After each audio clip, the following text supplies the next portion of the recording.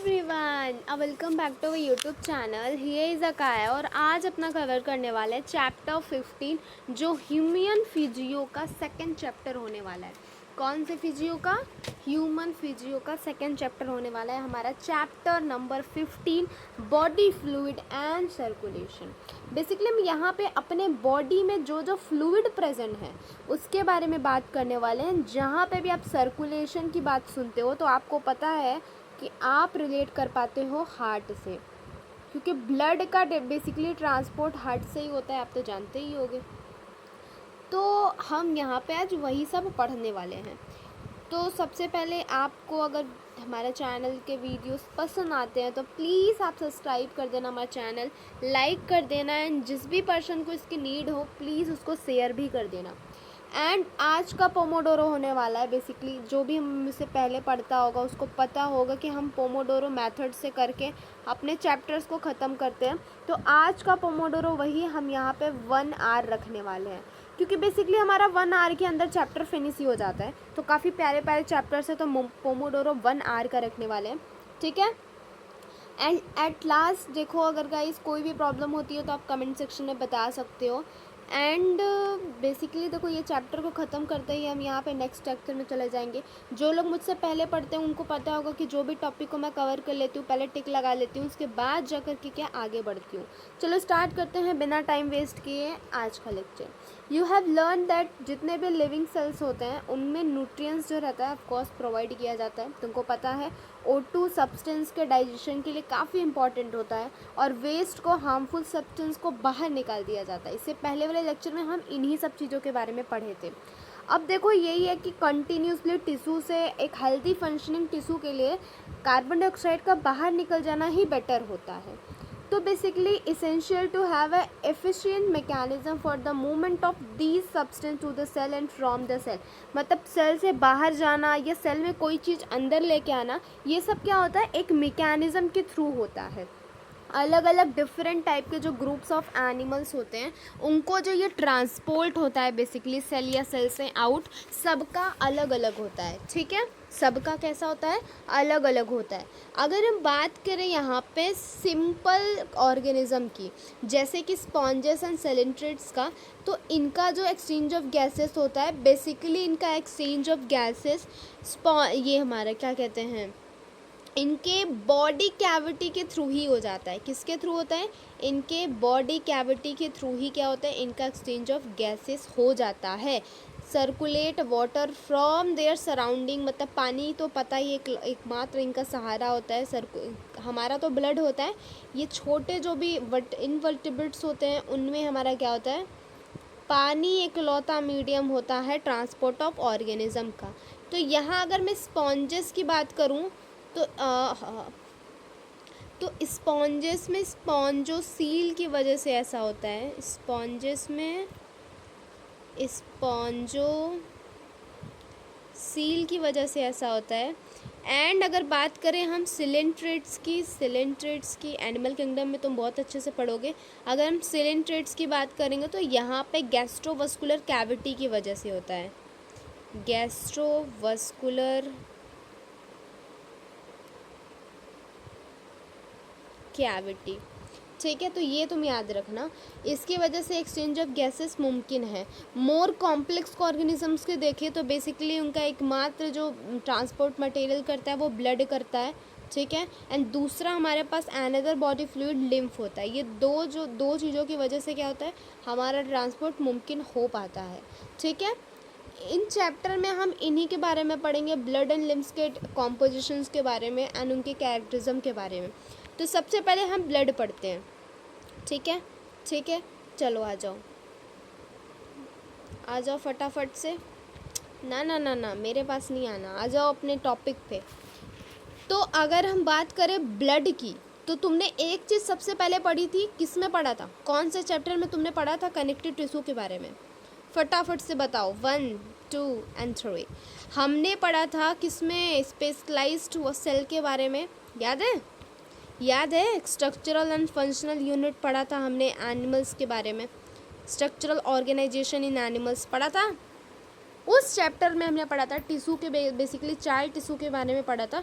तो connective tissue एक मात्र हिस्सा होता है जो स्पेशल कनेक्टिव टिश्यू में आते हैं, जिसमें क्या क्या प्रेजेंट होता है, फ्लूइड मैट्रिक्स प्रेजेंट होता है, प्लाज्मा प्रेजेंट होता है एंड कुछ फॉर्म्ड एलिमेंट भी प्रेजेंट होते हैं। ये चीज़ समझ में आ गई। मतलब ब्लड का कॉम्पोजिशन बेसिकली किसी किसी चीज़ से बनता है, अगर ये पूछा जाए तो बता लोगे, ब्लड का कॉम्पोजिशन बता लोगे। चलो लिखवाते चलती हूँ। ब्लड किससे किससे मिलके बनता है? पहला फ्लूइडिटी मैट्रिक्स की वजह से आता है, पता है तुमको। दूसरा हमारे पास कुछ फॉर्म्ड एलिमेंट्स भी होते हैं, इनके बारे में भी पढ़ेंगे। फॉर्म्ड एलिमेंट में basically RBC, WBC and last platelets, ठीक है। फिर तीसरा जो एलिमेंट हमारा आता है वो होता है प्लाज्मा, ठीक है। तो ब्लड में तुमको ये चीज़ें देखने को मिलेंगी। अब प्लाज्मा की बात करें हम स्पेशली, तो हमने क्या किया, प्लाज्मा में बेसिकली क्या होता है, प्लाज्मा एक स्ट्रॉ कलर का विस्कस फ्लूइड है जो नियरली 55% ब्लड में हमें देखने को मिलता है। कितना मिलता है? 55% जो हमारे ब्लड में होता है हमें देखने को मिलता है। तो ये असर्शन रीजन में इससे क्वेश्चन काफ़ी बनते हैं कि जो प्लाज्मा है एक स्ट्रॉ कलर का विस्कस फ्लूइड है, 55% ब्लड में ये मिलता है। जैसे जैसे बता रही हूँ वैसे वैसे तुम बोलते भी चलो। 90 to 92% प्लाज्मा में से पानी होता है एंड 6 से 8% यहाँ पे प्रोटीन होता है। उन प्रोटीन में बेसिकली जो अभी ज़्यादा और भी प्रोटीन्स होते हैं, लेकिन जो मेजर प्रोटीन होता है उनका नाम दिया गया है fibrinogen, globulin and albumin. Fibrinogen जो रहता है बेसिकली क्या करवाता है, कोगुलेशन में हेल्प कराता है। ग्लोब्यूलिन क्या करवाता है, एंड डिफेंस में हेल्प कराता है। एल्बुमिन ऑस्मोटिक प्रेशर में हेल्प कराता है। तो आओ इसका फंक्शन लिख लेते हैं। आहा, चलो कोई नहीं। फाइब्रिनोजेन क्या करता है, कोगुलेशन में हेल्प कराता है।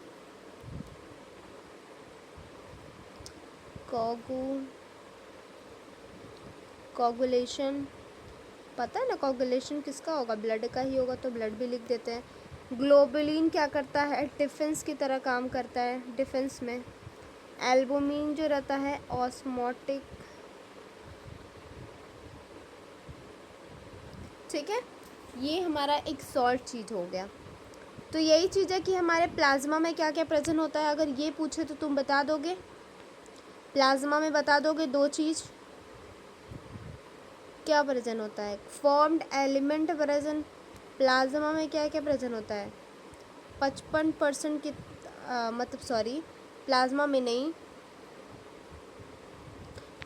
ब्लड में तुमको पता है, ब्लड में हमारे 55% ये होता है, प्लाज्मा होता है, बच्चे 45% ये फॉर्म्ड एलिमेंट एंड मैट्रिक्स आता है, ठीक है। एंड प्लाज्मा में देखो 90 to 92 बेसिकली 90 to 92% क्या होता है, पानी होता है।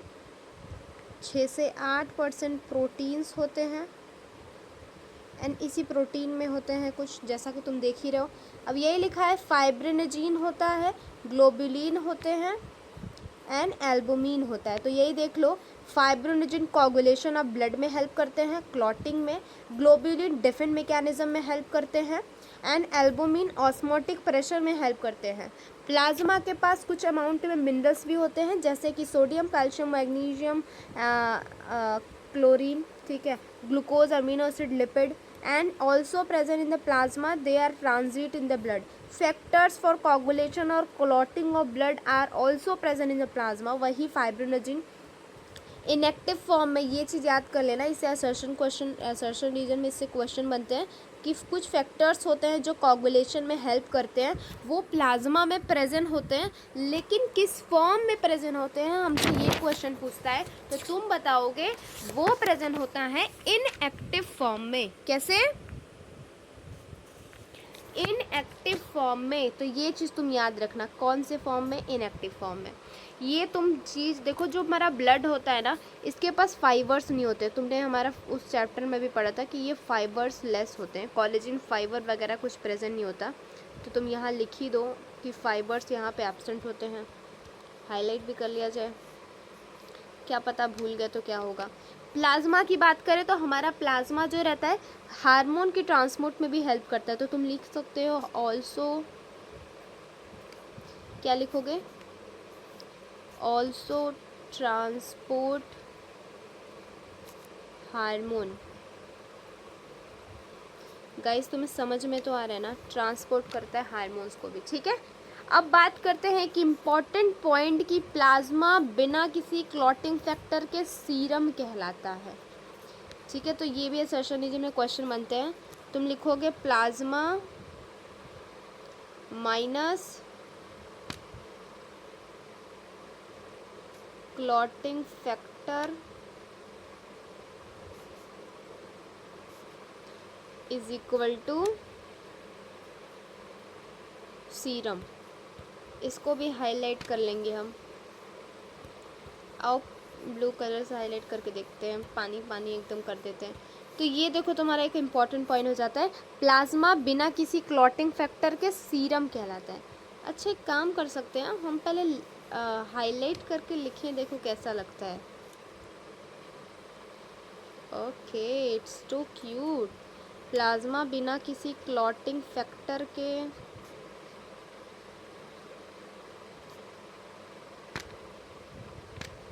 क्या कहलाता है,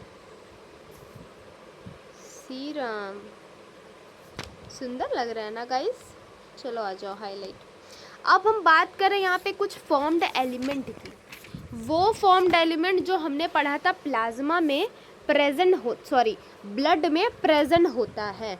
क्लॉटिंग फैक्टर वही 13 क्लॉटिंग फैक्टर जैसा कि तुमने पढ़ा ही होगा, ठीक है।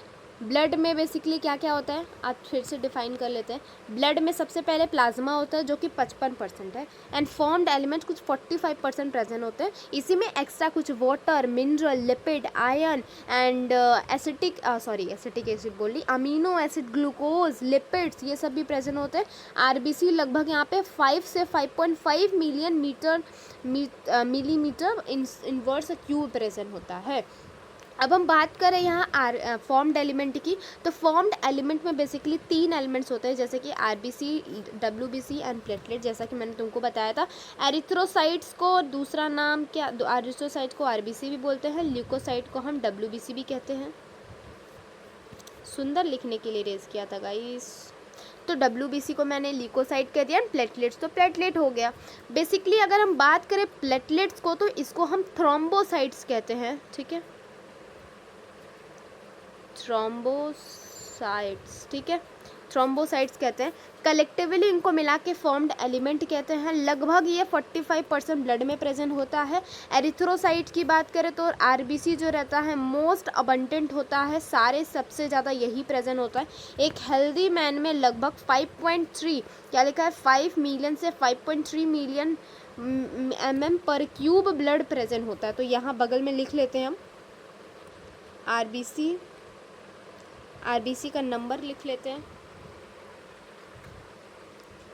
5 से लेकर के 5.5।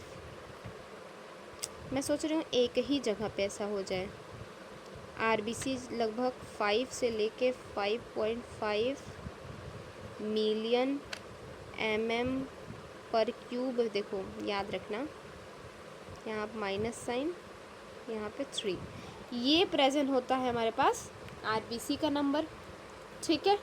क्या बोल रहा है, आरबीसी रेड बोन मैरो का फॉर्मेशन करते हैं। आरबीसी देखो कहाँ बनती है, ये इंपॉर्टेंट लाइन है। अगर ये बात करें एडल्ट में तो ये बोन मैरो में बनती है। आरबीसी जो रहती है इसके पास न्यूक्लियस नहीं होता है, इससे क्वेश्चन पूछता है। मोस्ट ऑफ द मैमल्स में इसका शेप बाय कॉन्केव होता है, प्लीज़ इसको याद रखना। ये रेड कलर के होते हैं क्योंकि इनके पास आयरन होता है।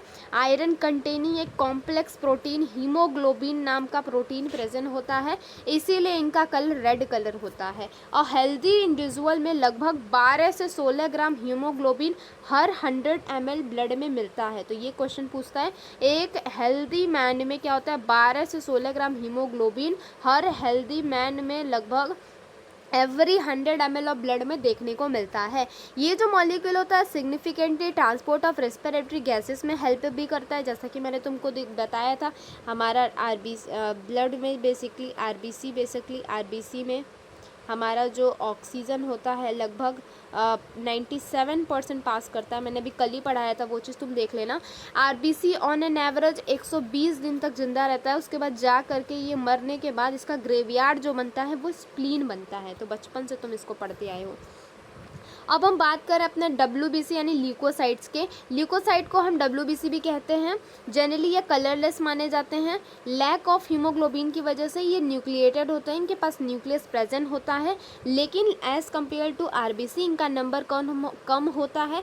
ऑन एन एवरेज 6000 से 8000 mm/क्यूब ऑफ ब्लड देखने को मिलता है। ल्यूकोसाइट काफ़ी कम दिन जीवित रहते हैं, जैसे 1 हफ्ते, 2 हफ्ते, 1 महीने हो गए, साल हो गए।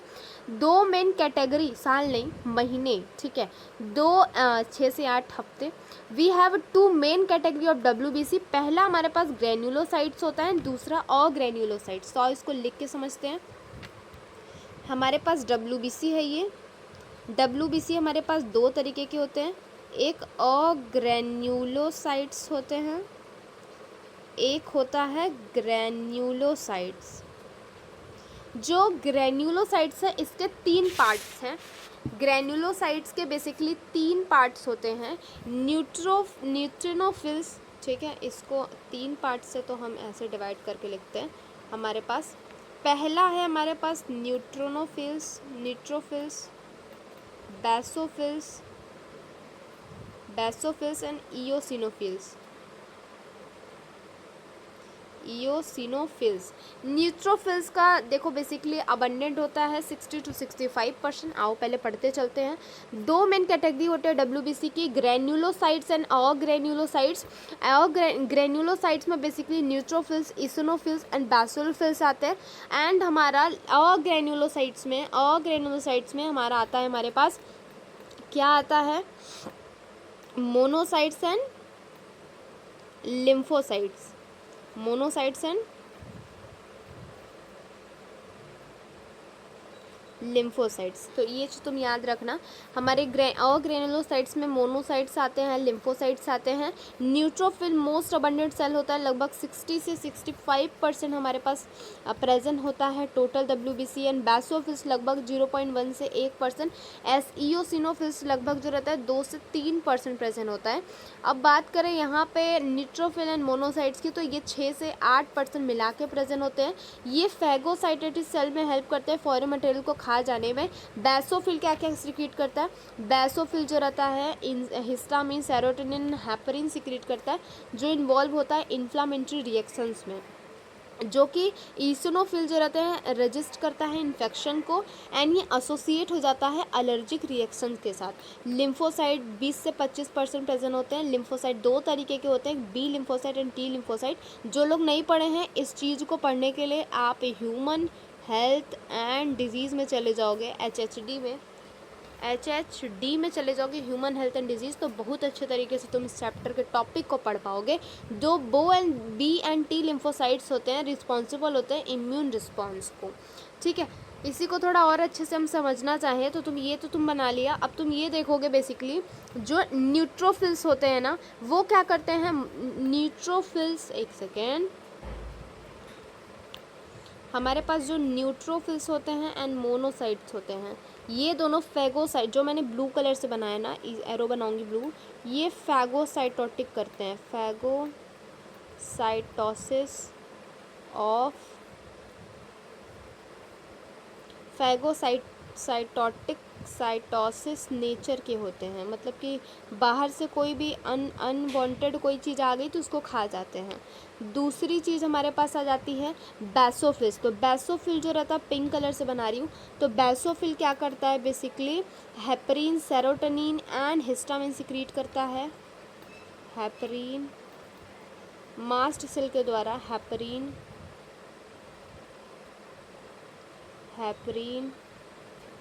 सेरोटोनिन एंड हिस्टामिन, ठीक है, ये सिक्रेट करता है बेसोफिल्स। एंड हमारे पास लास्ट बचता है इयोसिनोफिल्स। तो एलर्जी में ये हेल्प करते हैं, एलर्जिक रिएक्शन में ये हेल्प करते हैं। एंड हमारे पास लिम्फोसाइट, जैसा कि तुमने लिम्फोसाइट के बारे में अच्छे से पढ़ा ही है। लिम्फोसाइट इम्यून सिस्टम में हेल्प करते हैं।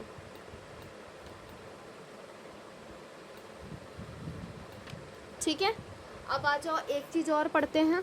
अब देखो ये जो हमारा डायग्राम बना हुआ है इसका इंपॉर्टेंट लाइन है आरबीसी। देखो कुछ इस तरीके का दिखाई देता है। प्लेटलेट्स की बात करें तो देखो टुकड़े टुकड़े फॉर्म में ये प्लेटलेट दिखाई दे रहा है। न्यूट्रोफिल, बेसोफिल, एसोनोफिल्स ऐसा होता है, हर एक न्यूक्लियस शेप का होता है। तुम देख सकते हो इयोसिनोफिल्स का जो न्यूक्लियस होता है कैसा दिखाई दे रहा है, हेडफोन शेप का दिखाई दे रहा है तुमको इस तरीके का, तो ये हेडफोन शेप का है।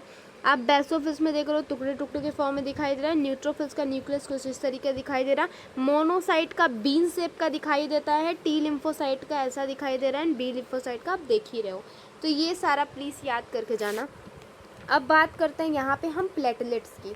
जो प्लेटलेट होता है उसको हम थ्रोम्बोसाइट्स कहते हैं। ये बेसिकली प्लेटलेट्स नहीं होते। प्लेटलेट बेसिकली होता क्या है वो देखो।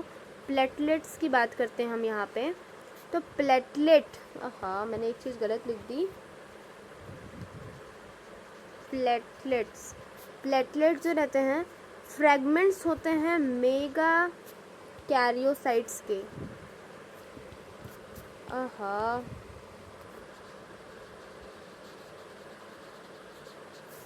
फ्रेगमेंट्स ऑफ मेगा कैरियोसाइट्स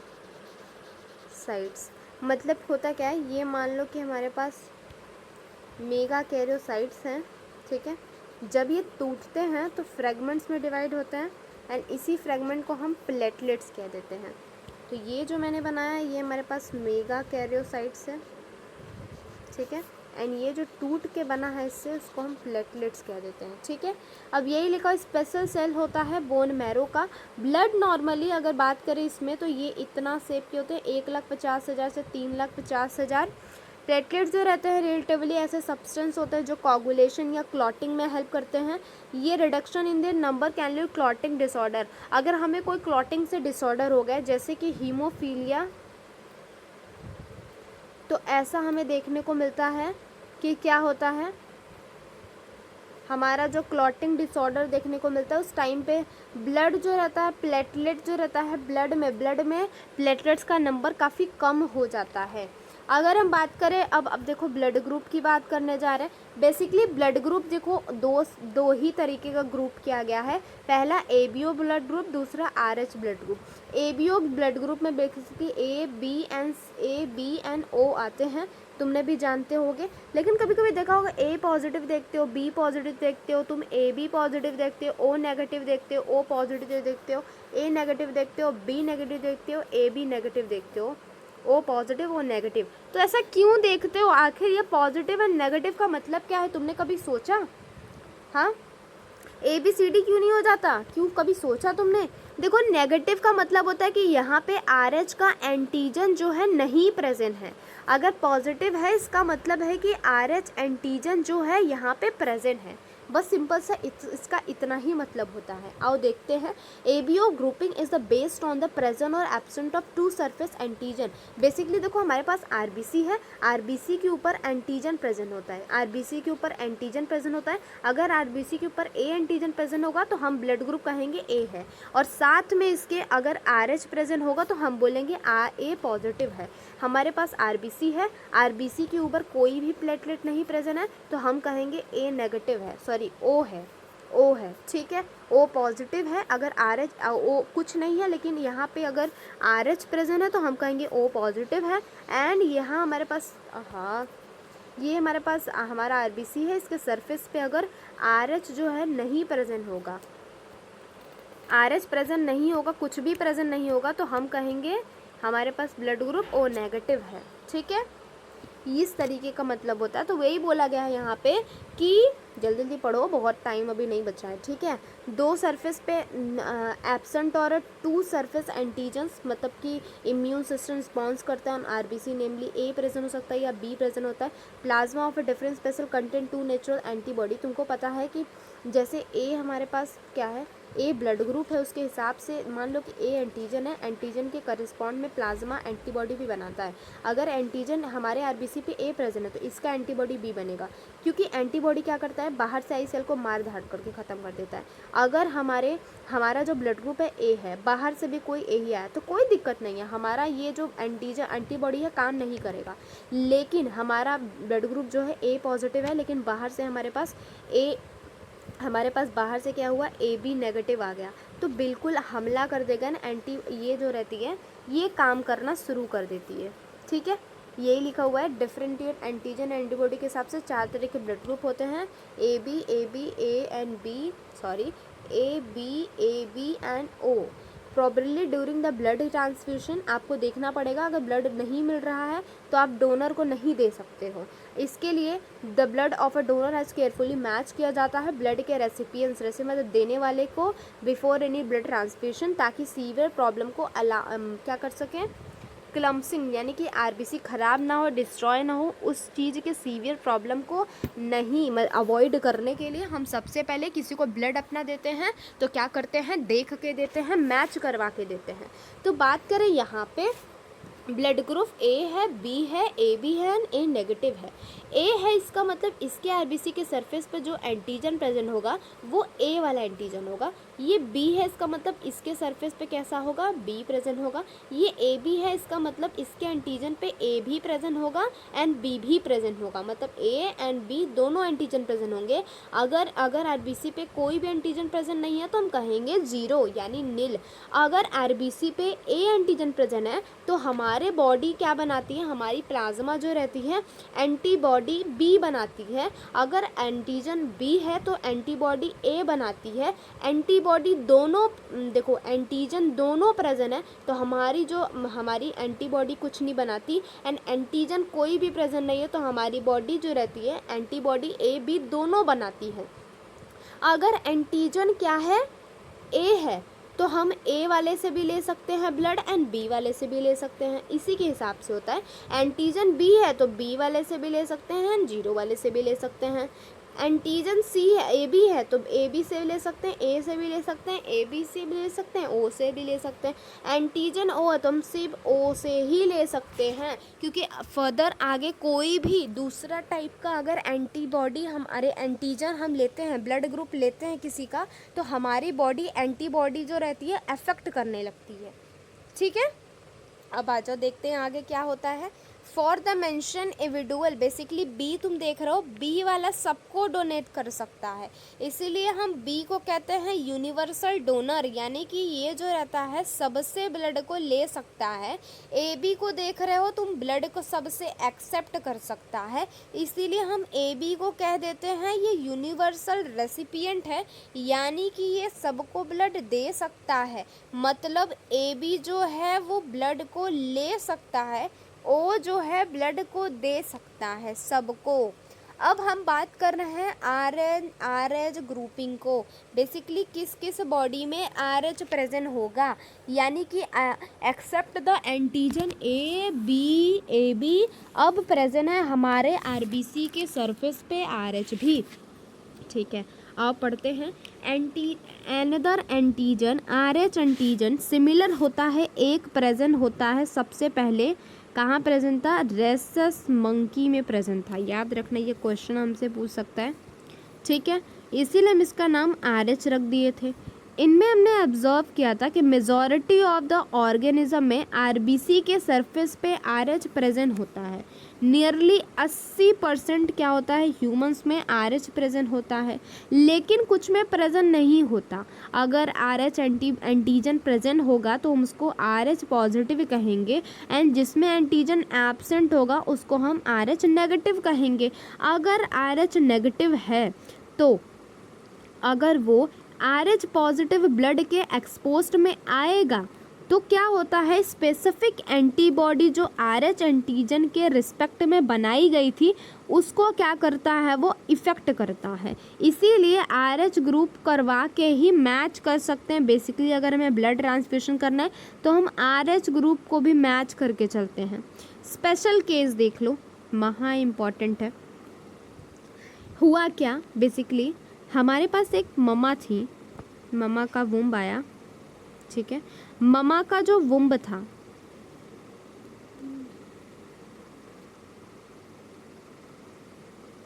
ये हमारे पास ममा का वुम्ब है, ठीक है। ममा के वुम्ब में एक बेबी आया जो कैसा था, RH कैसा था, नेगेटिव था। RH पॉजिटिव बेबी था एंड माता श्री हमारी RH नेगेटिव थी। मतलब इसके एंटीजन में RBC पे क्या है, सरफेस पे RH एंटीबॉडी एंटीजन प्रेजेंट है। तो हमने ये बोल दिया ये RH क्या है, पॉजिटिव है एंड हमारी मात्रा सी RH नेगेटिव है, ठीक है, ठीक है। अब मम्मी का तो RH नेगेटिव है और बेबी हमारी RH पॉजिटिव है। तो पहला जब फर्स्ट प्रेगनेंसी हुआ तो क्या हुआ, ये तो चली गई, मान लो कि डिलीवरी का टाइम आया और ये बेबी जो अंदर थी इसको हमने एक्सपेल्ड आउट कर दिया और ये बेबी बाहर आ गई। अब ये अभी भी RH कैसी है, पॉजिटिव ही है। अब बेबी इसके अंदर से गायब। अब जब माता श्री हमारी वापस से प्रेग्नेंट होती हैं, क्या होता है, माता श्री हमारी वापस से प्रेग्नेंट होती हैं, इस बार क्या होता है, मम्मी के वुम्ब में वापस से RH पॉजिटिव ही आता है, ठीक है, वापस से RH पॉजिटिव। हुआ क्या कि RH नेगेटिव मदर जब देखती है कि एक बच्चा है जो RH पॉजिटिव है, हमारी मम्मी के अंदर का एंटीबॉडी तैयार हो जाता है RH पॉजिटिव के अगेंस्ट में।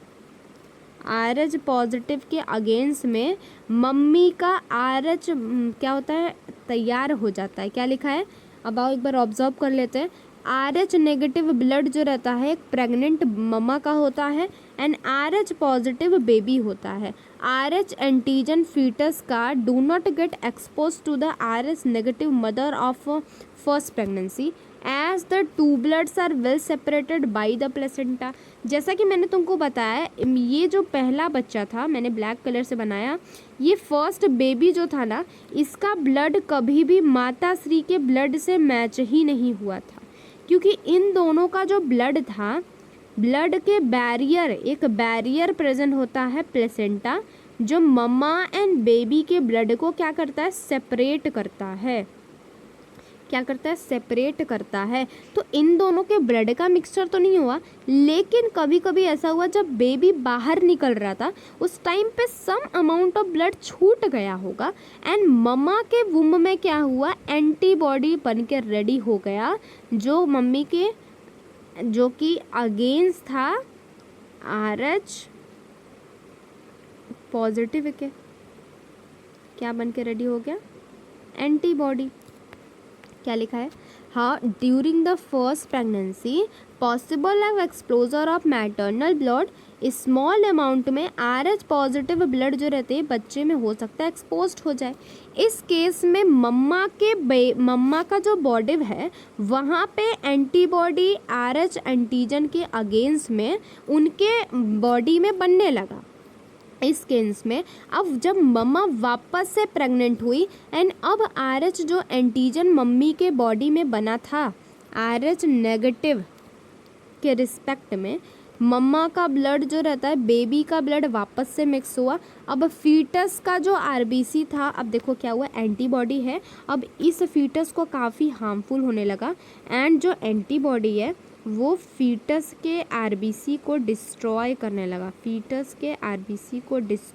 लगा, क्योंकि ये इसके अगेंस्ट में बन गया है। तो इस फेटल बच्चा हो सकता है मर जाए या सीवियर इसको अनेमिया हो जाए, जॉन्डिस हो जाए बेबी को। इस कंडीशन को हम एथ्रोब्लास्टिस फेटालिस कहते हैं।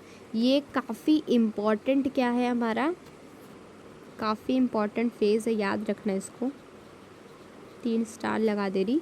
और ये अवॉइड किया जाता है अगर हम जैसे ही बच्चा बाहर आ गया, पहला RH एंटीबॉडी दे दिया जाए मम्मी को, तो इमीडिएटली बेबी जो होता है बाहर आ जाता है। अब बात करते हैं किस तरीके से क्लॉटिंग होता है। क्लॉटिंग तो समझ रही होगे, क्लॉटिंग मतलब किस तरीके से कोगुलेशन हो रहा है। अब आओ देख लेते हैं।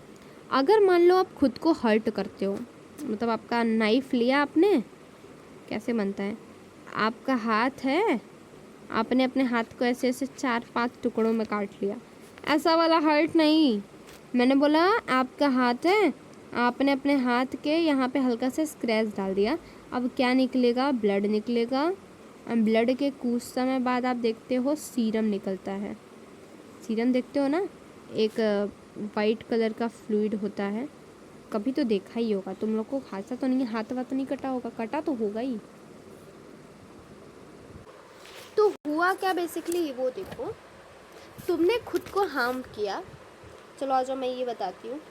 पहले तो मैं एक चीज़ बना लेती हूँ, उसके बाद तो यही चीज़ है कि देखो, सबसे पहले थ्रोम्बोप्लास्टिन से क्या होता है, थ्रोम्बोकाइनेज रिलीज होता है। किससे, थ्रोम्बोकाइनेज। होता क्या है, पहले तो प्रोथ्रोम्बिन कन्वर्ट होता है, थ्रोम्बिन कन्वर्ट होता है थ्रोम्बिन में विद द हेल्प ऑफ यही थ्रोम्बोकाइनेज। एंड कैल्शियम आयन का भी इसमें रोल होता है।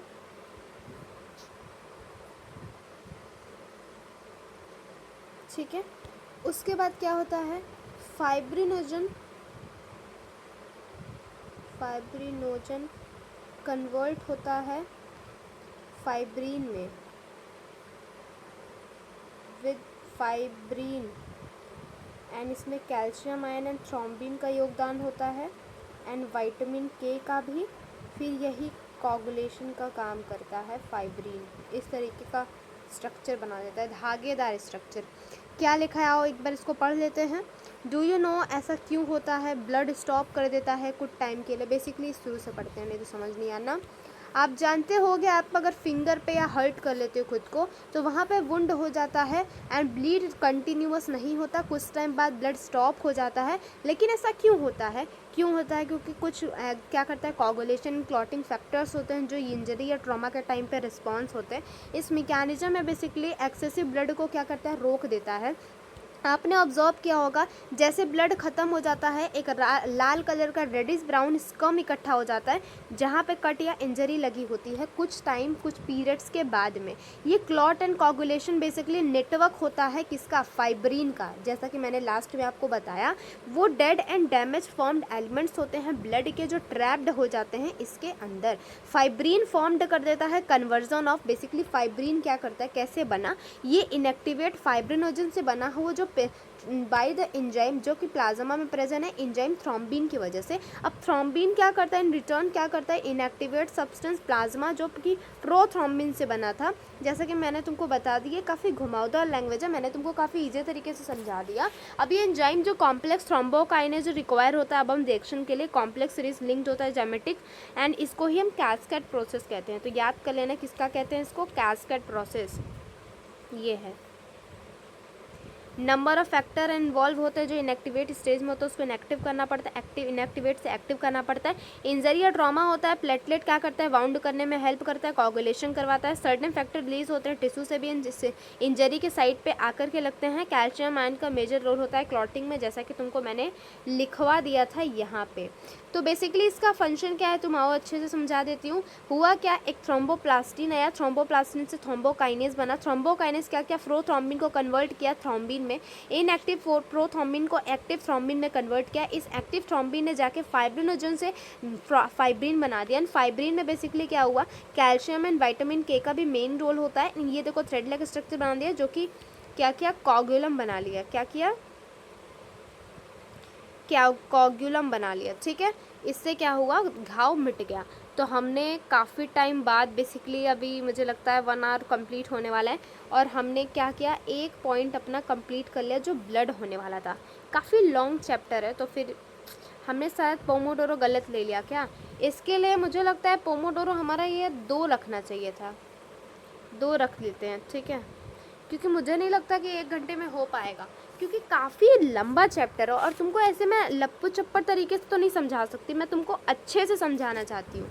चलो आ जाओ, लिम्फ की बात करते हैं। तो ये भी एक तरीके का मेन फंक्शन होता है जो मोस्टली क्या करता है, फैट को ट्रांसफ़र करता है। मैं नहीं बोल रही और किसी को ट्रांसफ़र नहीं करता, लेकिन फैट के ट्रांसपोर्ट के लिए काफ़ी इम्पॉर्टेंट होता है। तो मोस्टली यहाँ हम वर्ड जोड़ देते हैं।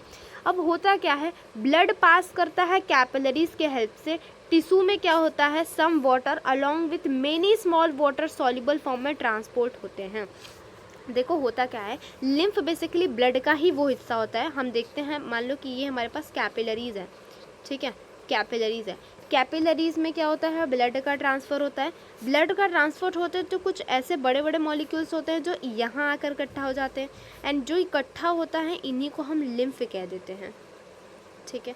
अब ये क्या करता है, देखो वही चीज़ बोली है, इनटू द स्पेस। देखो क्या लिखा है, कुछ water along with many small water soluble substance move out into the space between the cells and tissue.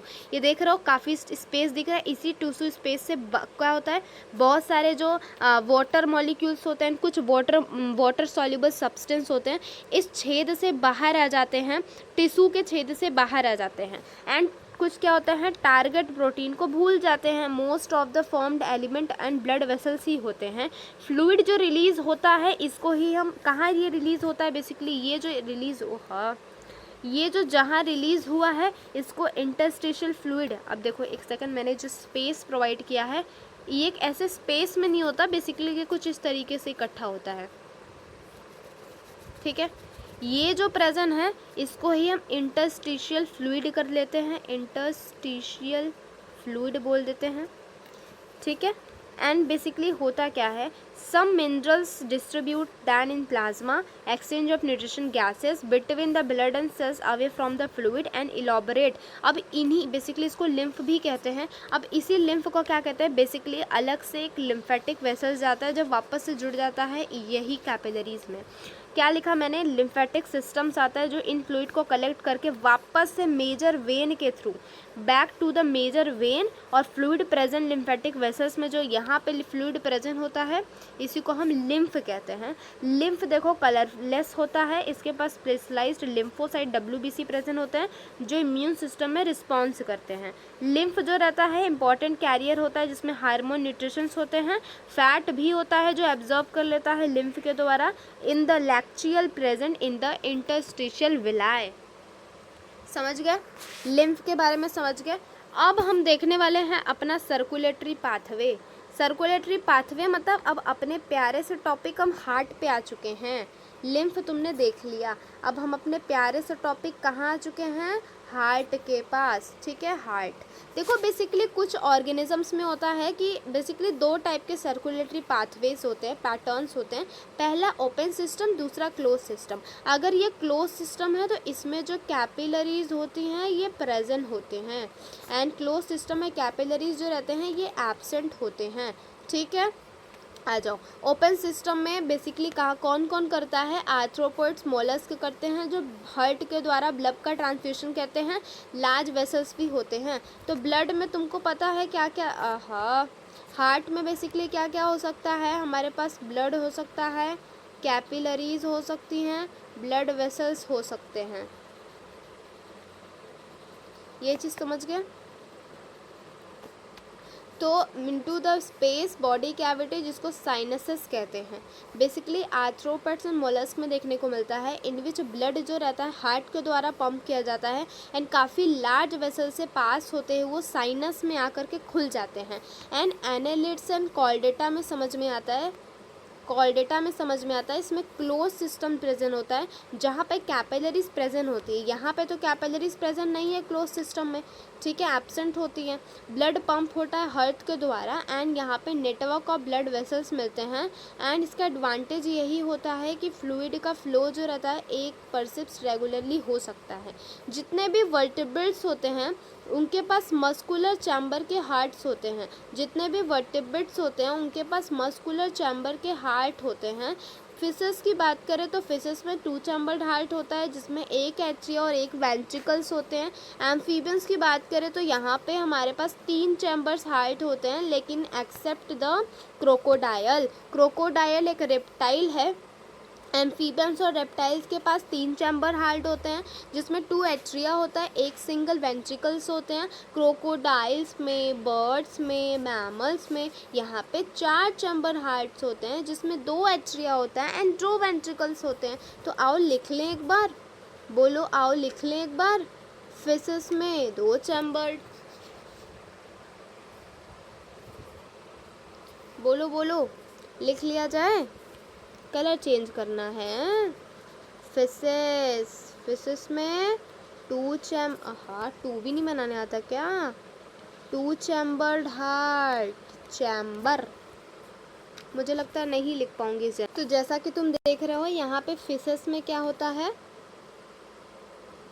Fishes में 2 चैम्बर हार्ट होते हैं, एम्फीबियंस में 3 चैम्बर हार्ट होते हैं एंड क्रोकोडाइल बर्ड्स में 4 चैम्बर हार्ट प्रेजेंट होते हैं। ठीक है, अब यही लिखा हुआ है। फिशेस में क्या होता है अगर बात करें तो ऑक्सीजनेटेड और डीऑक्सीजनेटेड ब्लड जो रहते हैं गिल्स के द्वारा छाने जाते हैं, ये दोनों एक दूसरे के साथ मिल भी जाते हैं, इसीलिए हम इसको कहते हैं सिंगल सर्कुलेशन, क्योंकि जो supply of the body from the deoxygenated blood is return to the heart and इसको एक सिंगुलर सिस्टम कहते हैं। बेसिकली यहाँ पे देखो क्या होता है, एट्रिया एंड वेन, यहाँ से ब्लड बेसिकली यहाँ पे देखो 2 ही होता है, एट्रिया एंड वेंट्रिकल्स, तो यहाँ से वापस से घूम करके इसी में ब्लड घूमता रहता है, इसलिए हम इसको सिंगल सर्कुलेशन कहते हैं। एम्फीबियंस रेप्टाइल्स में आप देखते हो कि लेफ्ट आर्टरी रिसीव करती है oxygenated blood, lungs, gills, skin में राइट आर्टरी रिसीव करती है डीऑक्सीजनेटेड ब्लड, इसीलिए ये मिक्स जो रहते हैं सिंगल वेंट्रिकल्स में होते हैं, इनको पम्प्ड मिक्स ब्लड ही पम्प्ड आउट होता है, इसलिए हम इनको इनकम्प्लीट डबल सर्कुलेशन कहते हैं। ठीक है, ब्लड एंड मैमल्स में देखते हैं oxygenated and deoxygenated blood mixing नहीं होती, लेफ्ट एट्रियम राइट एट्रियम अलग अलग काम करते हैं, इसीलिए हम इसको क्या कहते हैं, सर्कुलेटरी पाथवे को डबल फर्टिलाइजेशन। ऑक्सीजनेटेड ब्लड अपना मिक्सअप करता है एंड इधर वाला साइड अपना करता है, इसलिए हम इसको डबल सर्कुलेशन कहते हैं। अब हम ह्यूमन सर्कुलेटरी सिस्टम में प्रवेश कर चुके हैं। ह्यूमन सर्कुलेटरी सिस्टम को बेसिकली हम ब्लड वस्कुलर सिस्टम के नाम से भी क्या करते हैं, जानते हैं। क्या करते हैं, जानते हैं। इससे पहले 2-4 चीज़ें तुम और समझ लो जो कि मैंने तुमको यहाँ पे थोड़ा अच्छे से नहीं बताई है, मुझे लगता है वो इम्पॉर्टेंट है बताना। अगर हम फिश की बात करें तो ऑफकोर्स 2 ही चैम्बर हार्ट होता है, तो इसमें होता क्या है वो समझो। इनके पास जो हार्ट होता है, ठीक है, उसके बाद गिल्स होता है एंड इनका इधर बॉडी के ऑर्गन्स होते हैं। तो होता क्या है बेसिकली, यहाँ हार्ट से डीऑक्सीजनेटेड ब्लड मूव करता है, गिल्स से होते हुए यहाँ ऑक्सीजनेटेड ब्लड आता है एंड बॉडी से वापस से क्या होता है, डीऑक्सीजनेटेड ब्लड वापस से हार्ट के पास आ जाता है, इसीलिए हम इसको क्या कहते हैं, सिंगल सर्कुलेटरी सिस्टम। ये फिशेस में देखने को मिलते हैं। ठीक है, दूसरी चीज़, हम जब यहाँ पे कुछ एम्फीबियंस की बात करते हैं, रेप्टाइल्स की बात करते हैं, तो 3 चैम्बर हार्ट देखने को मिलते हैं। तो इसका हार्ट कुछ इस तरीके से होता है कि अच्छा, यहाँ से हम यहाँ भी तो डिवाइड कर सकते हैं।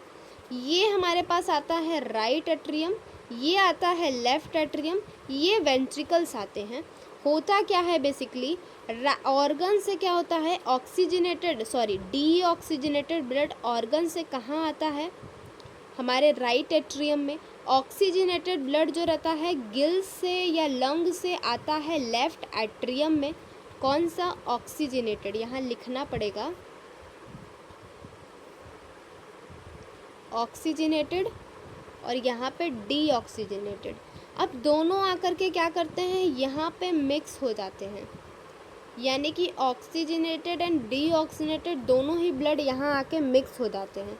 तो तुम समझ गए, फेसेस में देखने को मिलता है, और फिर से बता दूं, फेसेस में देखने को मिलता है गिल्स से ऑक्सीजनेटेड ब्लड आता है, ब्लड में जाता है, ब्लड से कहाँ, हार्ट में आता है, हार्ट में आते ही बेसिकली यहाँ पे बॉडी में होते हुए ये डीऑक्सीजनेटेड ही बन जाता है। एम्फीबियंस रेप्टाइल्स में देखोगे तो यहाँ राइट एट्रियम यहाँ तुम्हें दिखाई दे रहा है, राइट एट्रियम, यहाँ लेफ्ट एट्रियम, यहाँ वेंट्रिकल्स। राइट एट्रियम में ऑक्सीजनेटेड ब्लड ऑर्गन से आया, सॉरी ऑर्गन से फर्स्ट डीऑक्सीजनेटेड ब्लड आएगा, ऑर्गन से डीऑक्सीजनेटेड ब्लड आया, गिल्स से ऑक्सीजनेटेड ब्लड आया, दोनों यहाँ पर आकर के मिक्स कर लिए।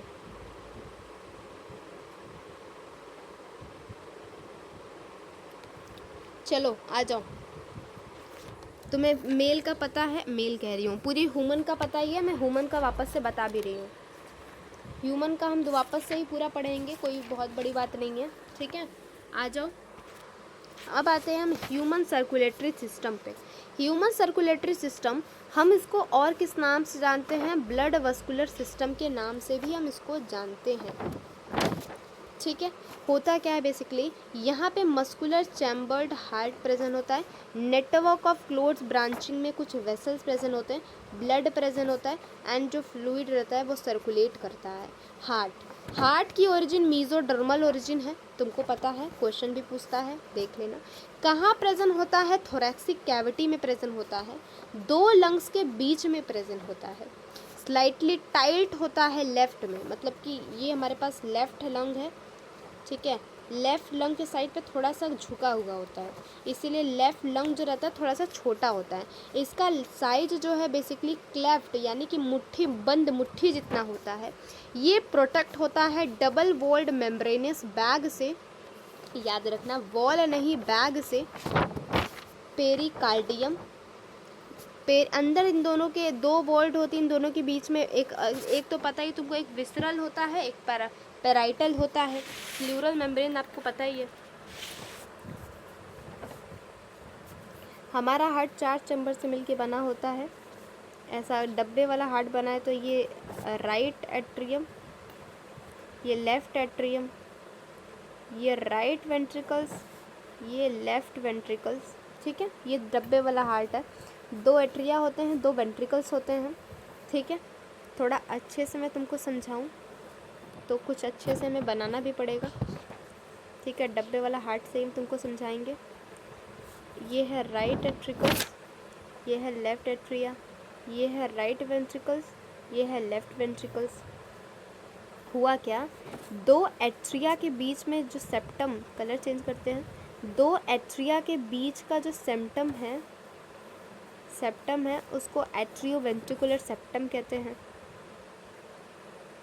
ये हमारा वेंट्रिकुलर सिस्टम है, ये हमारा एट्रियोवेंट्रिकुलर सिस्टम है। आ जाओ, ये अलग अलग कलर से बनाना ज़्यादा प्रेफरेबल होगा मेरे हिसाब से।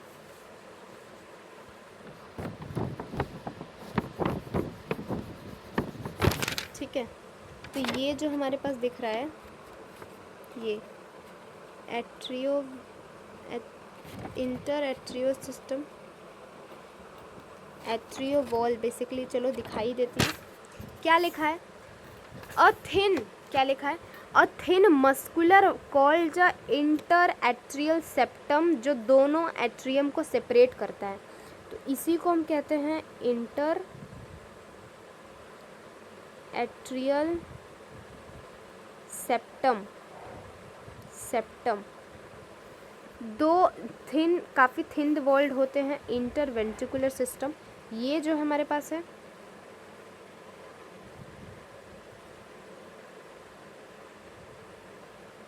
ये क्या है? काफ़ी थिक होता है, जैसा कि मैंने फ़ोटो में दिखाया है।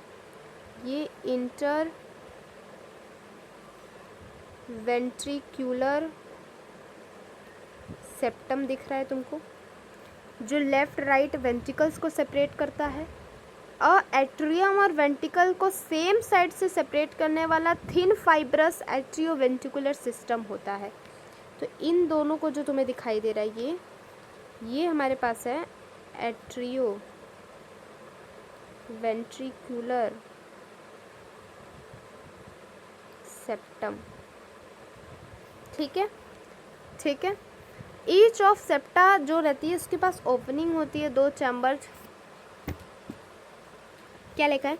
Each of these septa are provided with an opening through which 2 chambers of the same side are connected, opening between the right atria and the ventricles guarded by a walls.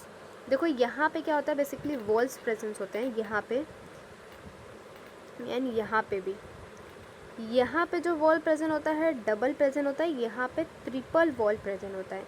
तो हम इसको हम क्या कहते हैं बेसिकली, इसको हम कह देते हैं डाइकस्पिड वॉल एंड इसको ट्राइकस्पिड वॉल। मिट्रल वॉल्स भी कहते हैं डाइकस्पिड वाले को। तो वही बोला गया है यहाँ पे एट्रियन वस्कुलर मस्कुलर फ्लैप और कस्प प्रेजेंट होता है एक ट्राइकस्पिड वॉल, और जो कि बाइकस्पिड वॉल प्रेजेंट होता है जिसको मिट्रल वॉल्स भी कहते हैं।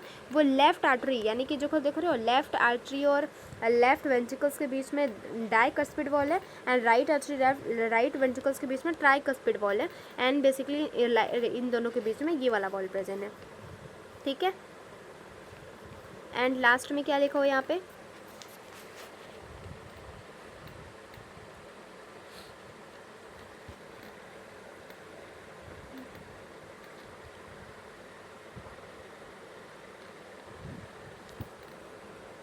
अब तुमने इनको तो देख लिया तो मैं इसको इरेज कर सकती हूँ। नाम तो याद कर लो फटाफट से। हाँ, ये नाम तुम याद कर लिए। अब देखो बेसिकली हुआ क्या, हमारे पास कुछ क्या होता है, वॉल भी प्रेजेंट होते हैं या पाइप प्रेजेंट होता है जहाँ से हम क्या करते हैं किसी चीज़ को मूव करा सकते हैं।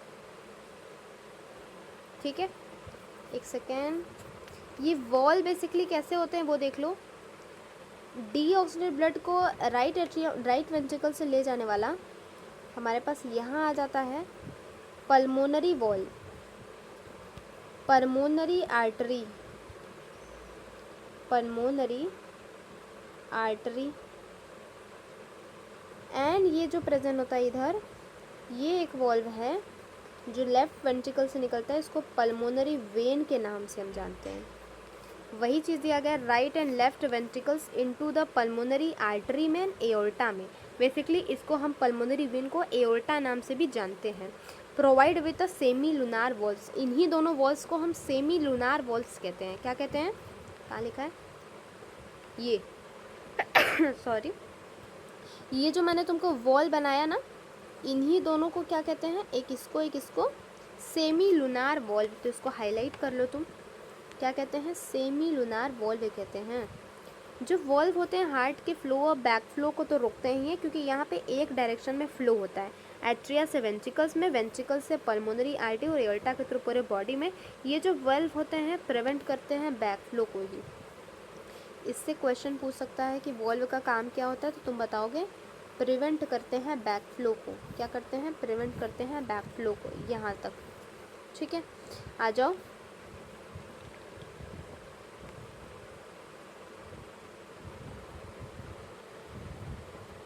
इंटायर हार्ट जो रहता है कार्डियक मसल से मिलके बनता है।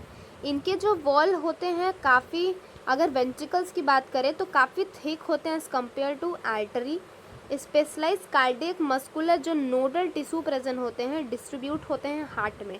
ये बेसिकली क्यों प्रेजेंट होते हैं, ताकि एक्शन पोटेंशियल को जनरेट कर पाएँ, एक्शन पोटेंशियल को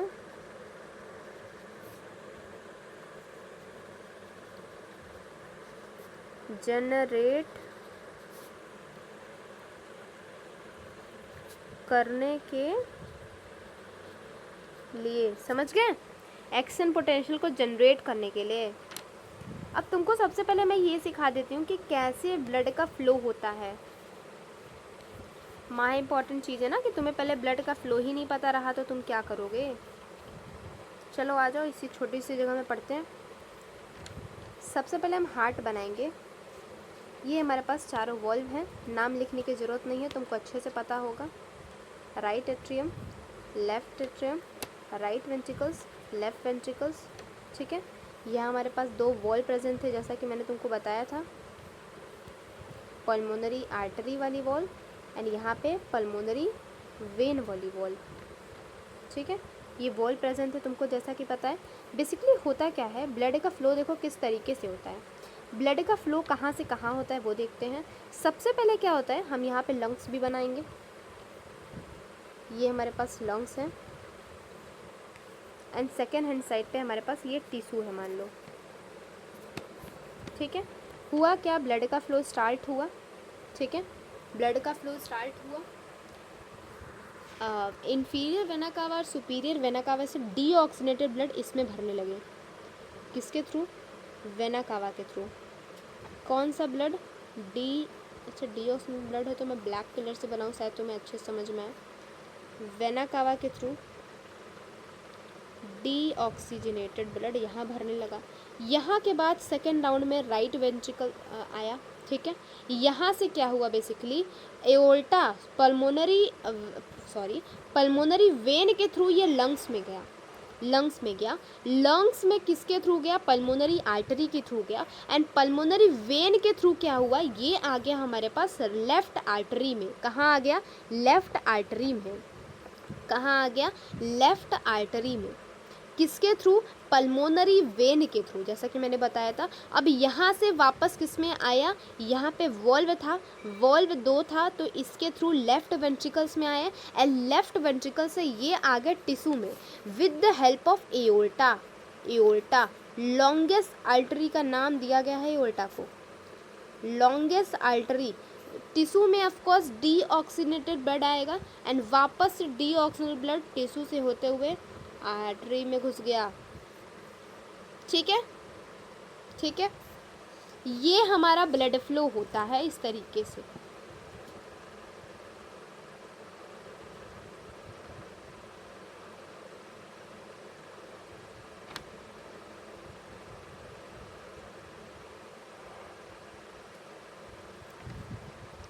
ठीक है, ठीक है।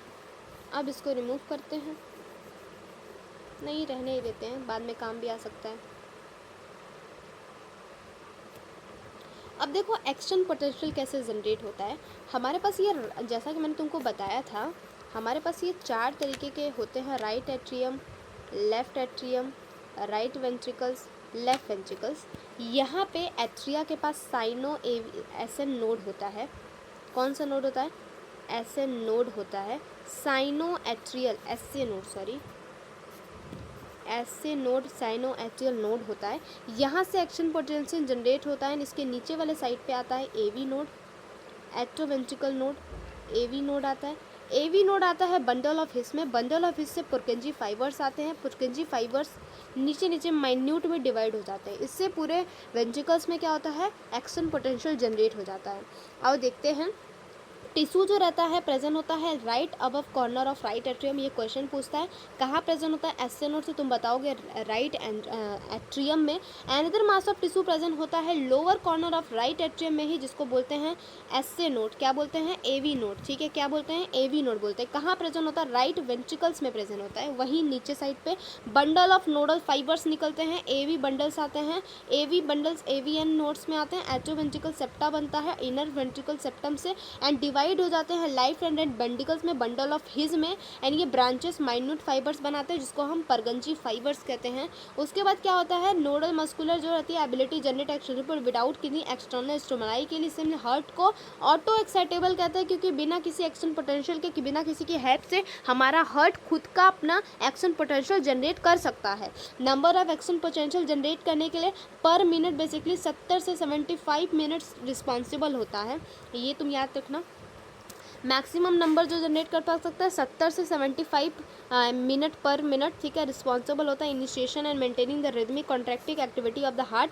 देयरफॉर इसको ही हम ऐसे नोट को हम पेस मेकर ऑफ हार्ट के नाम से जानते हैं। आवर नॉर्मल बीट जो रहती है 70 से 75 टाइम पर मिनट्स की होती है, ऑन एन एवरेज 72 होती है। यही होता है, बहुत डिफिकल्ट की बात नहीं थी। कार्डियो साइकिल के बारे में तुम समझो। देखो हुआ क्या, ये हमारे पास एक हमने गोला से स्ट्रक्चर बना लिया, बीच में से लाइन कर दिया एंड ये ऐसे निकाल दिया। यहाँ हमने एएस बना दिया, यहाँ हमने वीएस बना दिया, यहाँ हमने डीएस बना दिया, डीएस यानी कि जेएस बना दिया, JD JD JD joint diastole, ठीक है। ये 0.4 की स्पीड से होती है, 0.4 से 0.6 से 0.1 मैंने ये होती है 0.4 से 0.1 से एंड 0.3 से, ठीक है। मतलब टोटल जो रहता है 0.7 सेकंड में क्या होता है,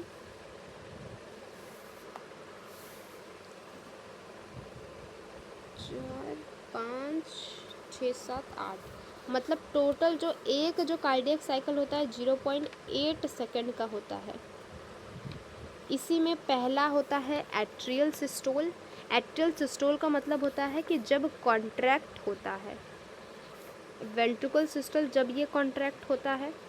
एंड जॉइंट डायस्टोल मतलब जब दोनों ही रिलैक्स स्टेज में होते हैं।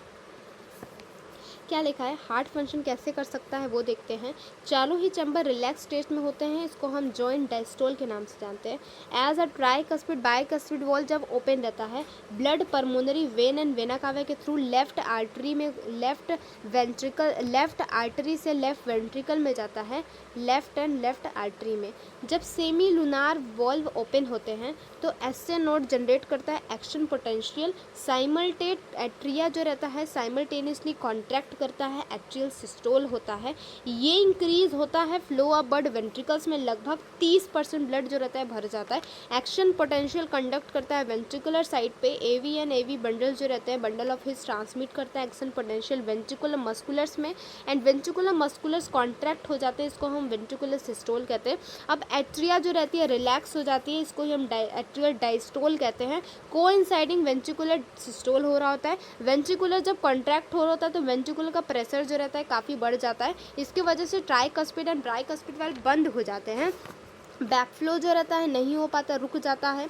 एज द वेंट्रिकुलर प्रेशर जो रहता है बढ़ता जाता है, सेमिलुनर वॉल्व जो रहते हैं पल्मोनरी आर्टरी की तरफ खुल जाते हैं एंड ब्लड जो रहता है वेंट्रिकल्स में फ्लो करता जाता है। ये होता है सर्कुलेटरी पाथवे। वेंट्रिकल्स अब रिलैक्स हो जाते हैं, वेंट्रिकल प्रेशर की वजह से सेमिलुनर वॉल्व बंद हो जाते हैं एंड बैकफ्लो जो रहता है वो प्रिवेंट हो जाता है। वेंट्रिकुलर प्रेशर जो रहता है कम होता है, ट्राइकस्पिड बाइकस्पिड अपने आप से खुल जाते हैं, वापस से एट्रिया में क्या होता है ब्लड भर जाता है एंड इम्पटी हो जाती है हमारी वेन्स। ब्लड जो रहता है 1 सेकेंड मूव करता है वेंट्रिकल्स में, वेंट्रिकल्स एट्रिया की तरफ एंड नाउ रिलैक्स हो जाती है। इसी तरीके से क्या होता है एक्शन पोटेंशियल वापस से होता रहता है। ये जो सीक्वेंस होता है हार्ट का साइक्लिक रिपीटेड होता है, इसी को हम कार्डियक साइकिल के नाम से जानते हैं। क्या करते हैं, कार्डियक साइकिल्स के नाम से जानते हैं।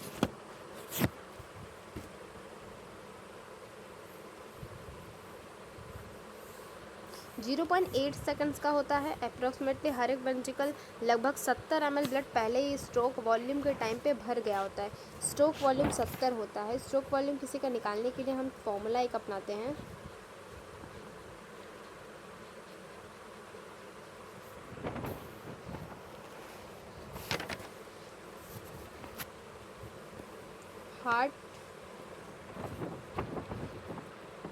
हार्ट रेट इनटू में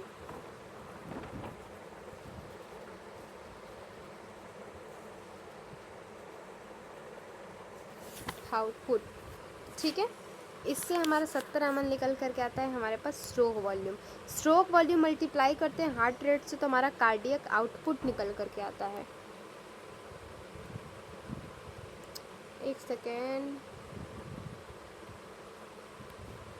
ये नहीं, ये इनटू होती है हार्ट रेट से तो ये निकल के आता है क्या, कार्डियक आउटपुट। ये चीज़ था। देयरफॉर कार्डियक आउटपुट डिफाइन होता है वॉल्यूम ऑफ ब्लड जो रहता है पंप्ड आउट होता है वेंट्रिकल्स में पर मिनट। लगभग ये 50,000 ml तक का होता है, यानी कि 5 लीटर तक का होता है। बॉडी के पास एबिलिटी होती है कि स्ट्रोक वॉल्यूम को हार्ट रेट को कम या ज़्यादा कर पाए। For example cardiac output alter होती है हायर मजन ऑर्डिनरी मैन्यू में। ड्यूरिंग हर एक कार्डियक साइकिल में 2 प्रोमिनेंट साउंड आते हैं, पहला लब आता है, दूसरा डब आता है। जब ट्राइकस्पिड बाइकस्पिड वॉल्व बंद होते हैं उसमें लब साउंड आता है। जब पहला साउंड आता है जब ट्राइकस्पिड बाइकस्पिड वॉल्व बंद होते हैं, ठीक है। दूसरा साउंड आता है जब सेमी लूनार वॉल्व बंद होते हैं। तो जब सेमी लूनार वॉल्व बंद होते हैं तो हमारा डब साउंड आता है। जब हमारे बेसिकली हार्ट की जो थर्ड बेसिकली वॉल्यूम या वॉल्व जो रहते हैं वो डैमेज हो जाते हैं तो एक मरमर का साउंड आता है, थर्ड साउंड। हाँ,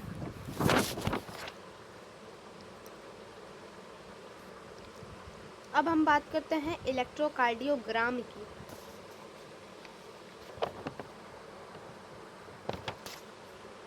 चलो इलेक्ट्रोकार्डियोग्राम हम नेक्स्ट लेक्चर में देखते हैं, जब हम नेक्स्ट लेक्चर पढ़ाएंगे तो। व्हाट डू थिंक, हमने सर्कुलेटरी बदम डबल कर दिया, बस हमें कार्डियक टैकोसिटी एंड डिसऑर्डर्स देखने हैं, तो चलो बाद में देख लेते हैं। Okay my little champ, bye.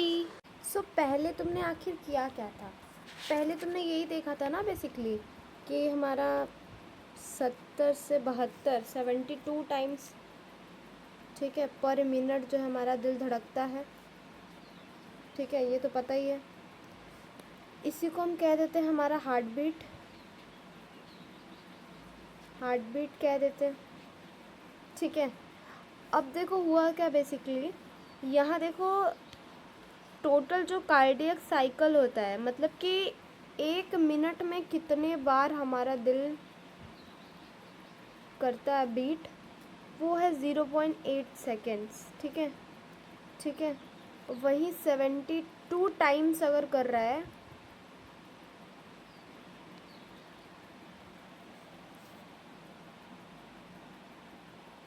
ये बेसिकली क्या है, कार्डियक आउटपुट है। अगर हम बात करें तो हमारा 72 टाइम्स में कितना जो ml ब्लड है वेंट्रिकल से बाहर हो रहा है, तो वो 70 ml ब्लड हो रहा है। अगर हम बात करें यहाँ पे, अगर मतलब 1 मिनट में इतना हो रहा है, तो जब 72 टाइम साइकिल चलती है तो कितना होगा। तो तुम यही क्या करोगे, क्या करोगे, 72 इंटू कितने 70, कितना आ जाएगा 5000 ml में करेंगे तो ऐसा, एंड अगर इसी को लीटर में चेंज करोगे तो 5 लीटर आएगा।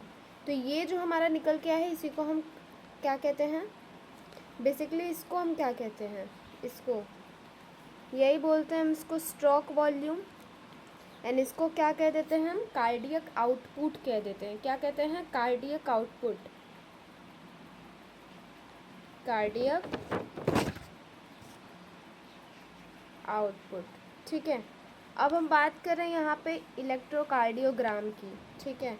You have a probably familiar हो गए कि आपने कभी कभी देखा होगा, टिपिकली हर हॉस्पिटल्स में टेलीविज़न शो में आप देखते हो कि पेशेंट अगर मशीन में क्या होता है, वोल्टेज ट्रेस किया जाता है स्क्रीन पे, एंड अगर वो sound P P P P, तो इसका मतलब है कि उसको कार्डियक अरेस्ट आ चुका है, एंड वो उस टाइम पे भगवान को सुधार जाएंगे।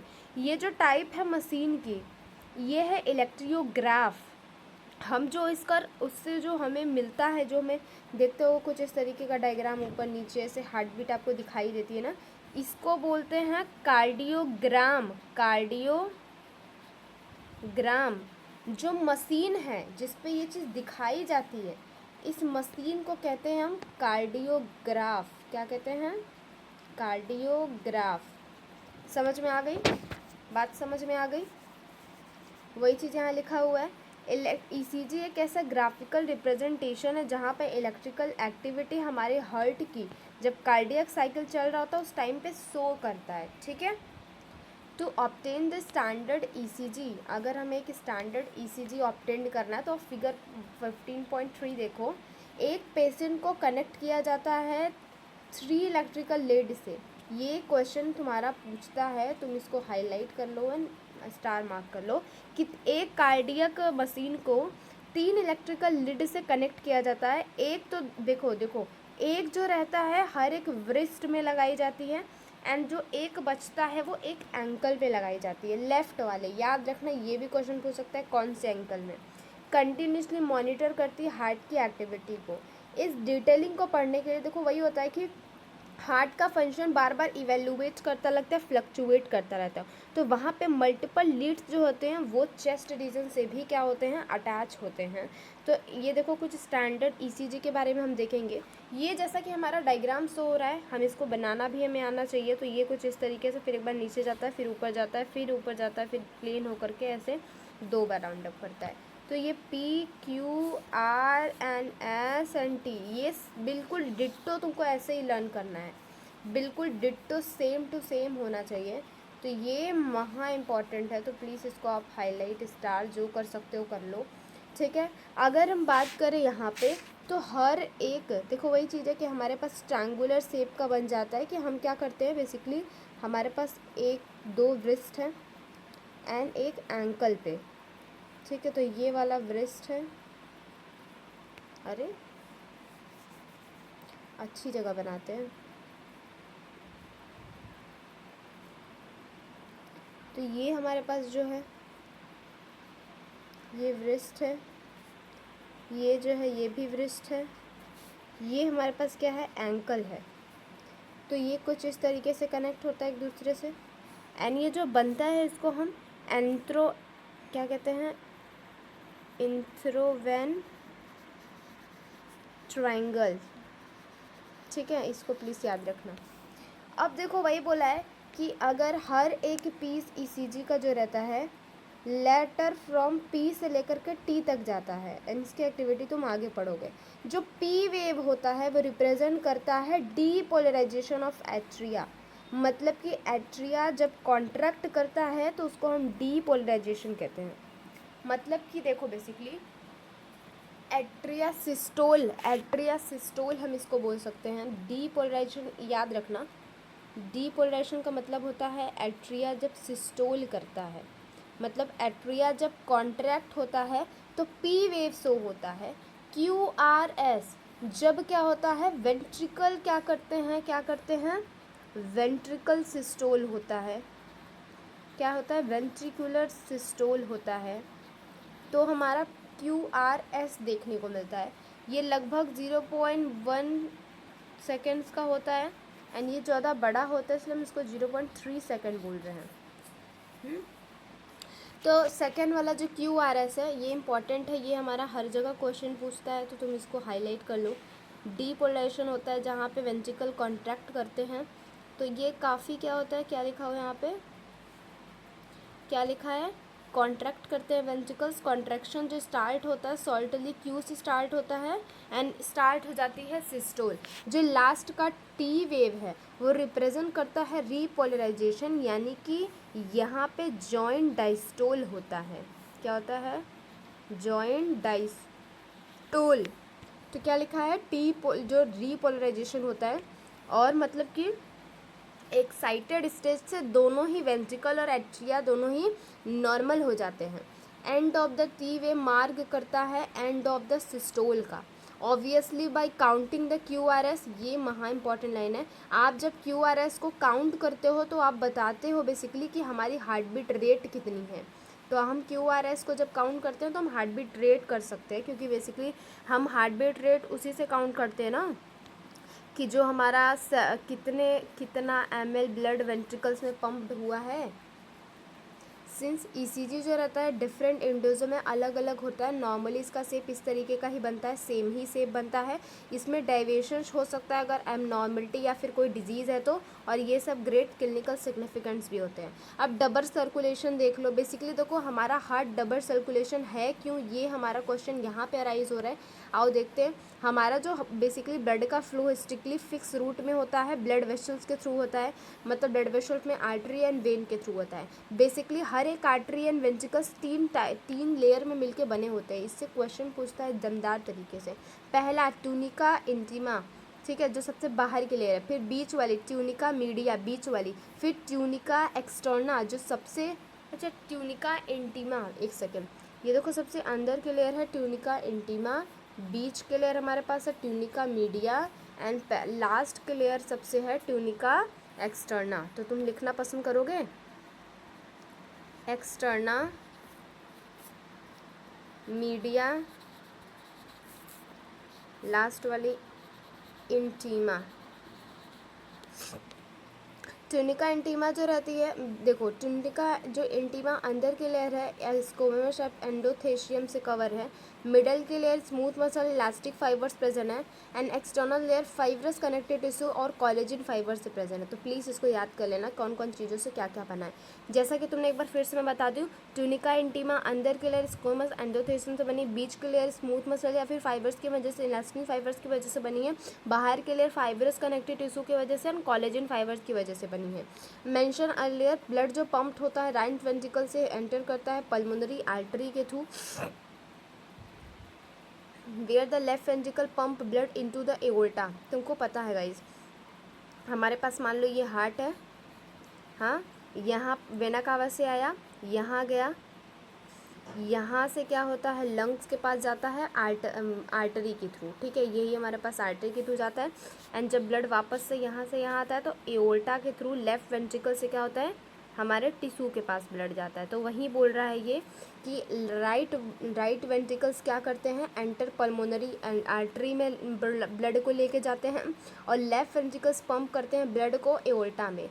डीऑक्सीनेटेड ब्लड पंप्ड होता है, देखो वही चीज़ है कि यहाँ से देखो डीऑक्सीनेटेड ब्लड आया और यहाँ पे डीऑक्सीनेटेड ब्लड आया, ठीक है। पल्मोनरी आर्टरी में क्या होता है, डीऑक्सीनेटेड ब्लड जाता है। एक सेकेंड, यहाँ देखो हमारे पास क्या होता है, जो ये लिखा है डीऑक्सीनेटेड ब्लड जो रहता है यहाँ से पल्मोनरी आर्टरी के थ्रू लंग्स में जाता है, एंड लंग से क्या होता है, ऑक्सीजनेटेड ब्लड क्या आता है, पल्मोनरी वीन, ये जो आ रहा है पल्मोनरी वेन की वजह से लेफ्ट एट्रियम में आता है, एंड एट्रियम के बाद यहाँ वेंट्रिकल्स में आता है, एंड हमारा यहाँ पे ऑक्सीजनेटेड ब्लड टिश्यू के पास पहुँचता है, फिर टिश्यू से वापस से डीऑक्सीनेटेड ब्लड वापस से राइट एट्रियम में आ जाता है। तो ये बेसिकली देखो हुआ क्या, एक सेकेंड, यही हमारा क्या है, पल्मोनरी सर्कुलेशन है। क्या बोल रहा है, याद रखो पल्मोनरी सर्कुलेशन कहाँ से कहाँ तक है, ये क्वेश्चन पूछ सकता है। तो तुम ये बताओगे कि डीऑक्सीजनेटेड ब्लड पंप हुआ था पल्मोनरी आर्टरी में जो गया लंग्स के पास, वहाँ से ऑक्सीजनेटेड ब्लड आया और पल्मोनरी वेन के थ्रू लेफ्ट आर्टरियम में आ गया। ये जो पाथवे है ये पल्मोनरी सर्कुलेशन है। ऑक्सीजनेटेड ब्लड एंटर हुआ एओर्टा में, एओर्टा के नेटवर्क आर्टरीज, एओर्टस, कैपिलरीज की वजह से टिश्यू में गया, एंड टिश्यू से डीऑक्सीजनेटेड ब्लड कलेक्ट होकर के system of venules, vena cava, वीन्स के वजह से राइट एट्रियम में आकर के घुस गया, ठीक है। और ये कैसा है, ये सिस्टेमिक सर्कुलेशन है। तो तुम्हारा पल्मोनरी सर्कुलेशन एंड सिस्टेमिक, तुम्हें पता है पल्मोनरी क्यों बोल रहा है, क्योंकि यहाँ पे हम लंग्स के साथ जुड़ा मेल भाव कर रहे हैं, एंड यहाँ पे सिस्टेमिक बोल रहे हैं क्योंकि यहाँ पे हम टिश्यू सिस्टम के साथ क्या कर रहे हैं, मेल मिलाप कर रहे हैं। तो तुम समझ गई ये दो तरीके से कैसे हमारा रिस्पिरेशन हुआ। नहीं समझ में आया फिर से समझते हैं, डोंट वरी। तुम एक बार नहीं समझ में आया 10 बार बताने को मैं रेडी हूँ, बस तुम लोग सुनने के लिए रेडी रहो, तो फिर मैं हमेशा बताने के लिए रेडी हूँ। चलो आ जाओ एक बार इससे भी देख लेते हैं, शायद तुम्हें इससे समझ में आ जाए। हुआ क्या बेसिकली, हमारे पास क्या हुआ, वेना कावा के थ्रू राइट एट्रियम में ब्लड आया, यहाँ से क्या हुआ, पल्मोनरी आर्टरी के थ्रू लंग्स में गया, यहाँ से ऑक्सीजनेटेड ब्लड पल्मोनरी वेन के थ्रू लेफ्ट एट्रियम में आ गया। इतना जो है हमारा ये पल्मोनरी वेंटिलेशन है, ठीक है, पल्मोनरी सर्कुलेशन। फिर दूसरे साइड पे क्या हुआ, ये लेफ्ट वेंट्रिकल में आया, लेफ्ट वेंट्रिकल आया एओर्टा के through, basically left ventricle aorta के थ्रू ये बॉडी टिश्यू में गया, बॉडी पार्ट से क्या हुआ, यहाँ पे वेन के थ्रू, वेना कावा के थ्रू राइट एट्रियम में आ गया। ये जो हुआ हमारा वेंटिलेशन, ये सिस्टेमिक वेंटिलेशन हुआ। कैसा हुआ, सिस्टेमिक वेंटिलेशन। यही चीज़ है कि हमारे पास क्या होता है, दो तरीके से वेंटिलेशंस होते हैं। तो ये चीज़ तुम समझ गए होगे, एक बार फिर पढ़ना है। चलो कोई नहीं, जितनी बार बोलोगे उतनी बार पढ़ के बता दूंगी, बस तुम्हें अच्छे से आना चाहिए। देखो पहला क्या हुआ, डीऑक्सीजनेटेड ब्लड पंप्ड हुआ पल्मोनरी आर्टरी में जो गया लंग्स के पास, लंग्स से ऑक्सीजनेटेड ब्लड आया पल्मोनरी वेन के थ्रू लेफ्ट एट्रियम में, ये पाथवे पल्मोनरी सर्कुलेशन कहलाया। दूसरा, ऑक्सीजनेटेड ब्लड एंटर हुआ एओर्टा में, एओर्टा से कैपिलरीज, आर्टरीज एंड टिश्यू मदद से टिश्यू में गया, बॉडी टिश्यू में गया, वहाँ से डीऑक्सीजनेटेड ब्लड कलेक्ट हुआ, एंड यहाँ पे वेन्यूल्स, वेन्स, वेना कावा के थ्रू राइट एट्रियम में आ गए। इसको हमने सिस्टेमिक सर्कुलेशन कह दिया। अब देखो ये जो सिस्टेमिक सर्कुलेशन है ना, प्रोवाइड करता है nutrients, O2 and other essential substance tissue को, जैसा कि तुमको बताया, एंड यहाँ से CO2 एंड हार्मफुल सब्सटेंस को लेकर के एलिमिनेट करवा देता है। एक यूनिक वस्कुलर, एक ये इंपॉर्टेंट लाइन आ जाती है, आ जाओ इसको अच्छे समझते हैं। एक यूनिक वस्कुलर कनेक्शन एग्जिस्ट होता है डाइजेस्टिव ट्रैक और लीवर के बीच में, जिसको हम हेपेटिक पोर्टल सिस्टम कहते हैं। तुमने इसको दो बार पढ़ा है, hepatic portal system and renal portal system के बारे में तुमने दो बार पढ़ा है ना। एक ह्यूमन हेल्थ एंड डिजीज़ में तुमने पढ़ा था, एंड दूसरा तुम यहाँ पढ़ रहे हो। डोंट वरी, दो बार पढ़ा है तो अच्छे से आना भी चाहिए। होता क्या है बेसिकली, एक पोर्टल सिस्टम्स होते हैं जो डाइजेस्टिव, मैं लिख ही देती हूँ, digestive track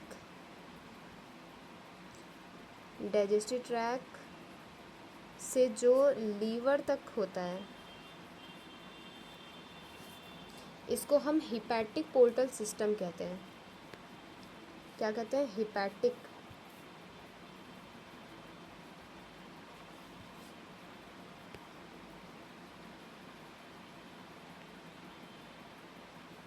hepatic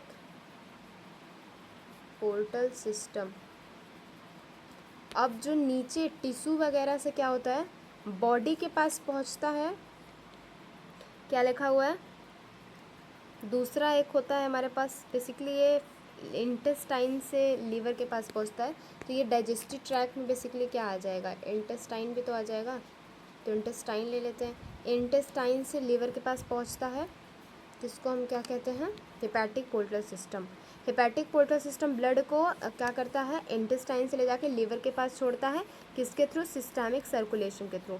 special coronary systems होता है ब्लड वेसल का, जो प्रेजेंट होता है exclusively for the circulation of cardiac musculature. ये चीज़ तुम समझ गए, ये तुम देख लो। बेसिकली जो हमारा पल्मोनरी, हमारा जो एओल्टा होता है ना, इसका जो ल्यूमेन होता है काफ़ी कम होता है। पल्मोनरी वेन, हमारा जो वेन होता है या वेना कावा जो रहता है, इसका जो ल्यूमेन होता है काफ़ी बड़ा होता है, तो ये डिफरेंस होता है, ठीक है। अब आज देखते हैं किस तरीके से कार्डियक एक्टिविटी को हम लोग क्या कर सकते हैं। तुमने ये तो देख लिया, एक चीज़ मैं और बताना भूल गई, रेनल पोर्टल सिस्टम। इसी तरीके से हमारे पास रेनल पोर्टल सिस्टम होते हैं जो क्या करते हैं, किडनी से रेनल वीन के थ्रू हार्ट में लेके जाते हैं ब्लड को। ये हमारे पास जो सिस्टम आता है उनको हम कह देते हैं रेनल पोर्टल सिस्टम, ठीक है। देखो एक चीज़ और भी रहता है लेकिन यहाँ पे इम्पोर्टेंट नहीं है, एक हाइपोफाइशियल पोर्टल सिस्टम भी होता है जो हाइपोथैलेमस से हार्ट के पास लेकर के जाता है। चलो ये चीज़ हो गई। अब देखते हैं किस तरीके से हम कार्डियक एक्टिविटी को क्या करते हैं, रेगुलेट करते हैं। बेसिकली क्या करते हैं हम वहाँ पे, क्या एक्शन पोटेंशियल को जनरेट कराते हैं।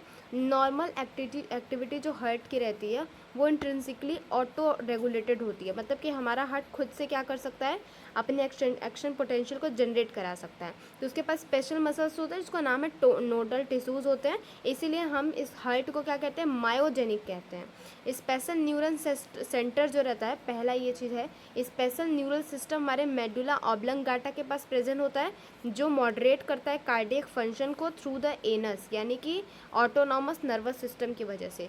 न्यूरल सिग्नल जो रहता है सिंपैथेटिक यानी कि एएनएस के पार्ट से इंक्रीज करता है हार्ट रेट को।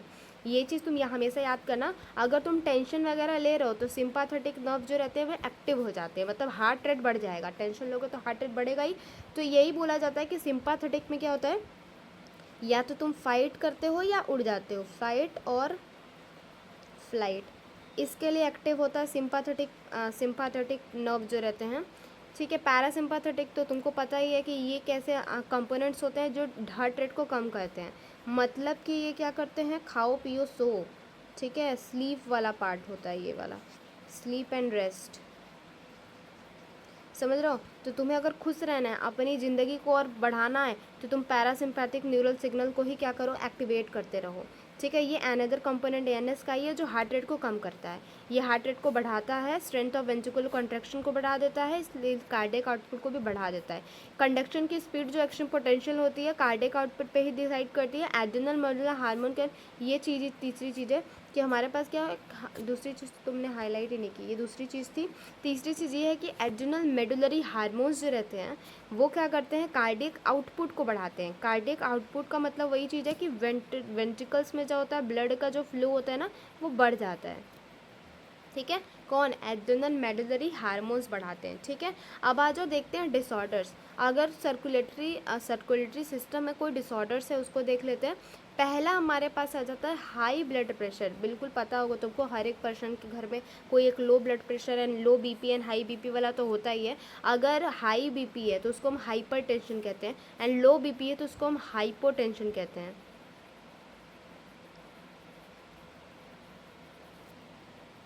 हाई बीपी है तो हाइपोटेंशन, समझ में नहीं आ रहा होगा ना मैंने क्या लिखा है, अब आएगा। हाइपोटेंशन कहते हैं जिसमें क्या होता है, हमारी जो बीपी होती है ना ये कम हो जाती है, ठीक है।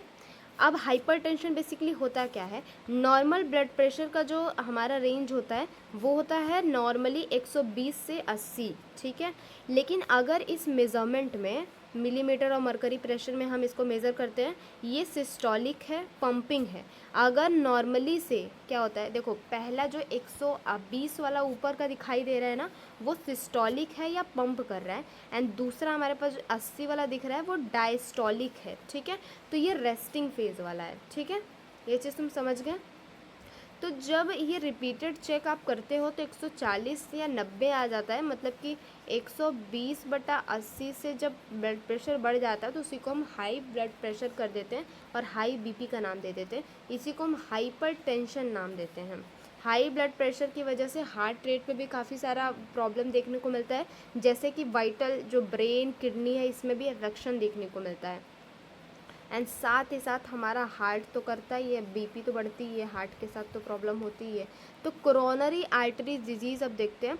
कोरोनरी आर्टरी डिजीज़ मतलब आर्टरी में कोई प्रॉब्लम है, इसको हम क्या लिखा है, हम इसको एथेरोस्क्लेरोसिस भी कह सकते हैं। ये ब्लड वेसल्स को अफेक्ट करता है, जो ब्लड के सप्लाई करवाती है हमारे हार्ट के मसल में। इसकी वजह से क्या होता है, हमारे जो ब्रेन होता है बेसिकली टिश्यूज़ वगैरह में, वहाँ पे calcium, fat, cholesterol and fibrous tissue का जो होता है ना, वहाँ थोड़ा सा डिपोजिशन हो जाता है, जिसकी वजह से जो आर्टरी इतनी बड़ी थी अब वो आर्टरी इतनी दिख रही है। तो उसकी वजह से ब्लड का फ्लो जो रहता है वो अच्छे से नहीं हो पाता। इसका मतलब है कि जो मायोकार्डियल इन्फेक्शन होने का खतरा जो होता है इसके वजह से ही होता है। मायोकार्डियल इन्फेक्शन, ठीक है। तो ये चीज़ तुम समझ गए। कोरोनरी आर्टरी डिजीज़ को हम एथेरोस्क्लेरोसिस भी कहते हैं, जिसमें बेसिकली होता क्या है, आर्टरी की जो ल्यूमेन पार्ट होता है उसमें काफ़ी घटाव हो जाता है, मतलब कम हो जाता है, नैरो हो जाता है, क्योंकि क्या होता है जो ब्लड वेसल्स में क्या होता है अच्छे से सप्लाई नहीं हो पाती, जिसकी वजह से calcium, fat, cholesterol, fibrous tissue में, फाइब्रेट टिश्यू जो रहते हैं इसमें डिपोजिशन हो जाता है ल्यूमेन में। ठीक है, अब आ जाता है एंजीना पेक्टोरिस। ठीक है, एंजीना पेक्टोरिस बेसिकली एक ऐसा सिम्टम होता है जिसमें हार्ट में काफ़ी चेस्ट पेन देखने को मिलता है। इसका मतलब इनफ अमाउंट में जब ऑक्सीजन हमारे हार्ट मसल्स के पास नहीं पहुंच पाती तो क्या होता है, बेसिकली एंजीना की वजह से मेल एंड फीमेल दोनों किसी भी एज में हो सकता है, कॉमन होता है मिडिल एज में होना, एंड इस कंडीशन की वजह से ब्लड फ्लो जो रहता है वो भी काफ़ी इफ़ेक्ट होता है। तो ये चीज़ तुम समझ लिए, एंजीना पेक्टोरिस क्या होता है। तुमने मायोकार्डियल इन्फेक्शन देख लिया, जिसमें कि हमारी जो हार्ट की आर्टरी होती है उसका ल्यूमन कम हो जाता है, तुमने ये देख लिया। एंजीना पेक्टोरिस का मतलब यही होता है कि हार्ट के पास इनफ ऑक्सीजन नहीं पहुंच पाता, चेस्ट में काफ़ी पेन होता है, तो धीरे धीरे ब्लड फ्लो भी अच्छा नहीं हो पाता है। थर्ड है हमारे पास हार्ट फेलियर। हार्ट फेलियर में 3 चीज़ें देखोगे, पहला हार्ट फेलियर, दूसरा हार्ट अटैक, तीसरा कार्डियक अरेस्ट। 3 चीज़ें काफ़ी मिलती जुलती हैं। इस चीज़ को समझने के लिए तुमको थोड़ी सी मेहनत करनी पड़ेगी।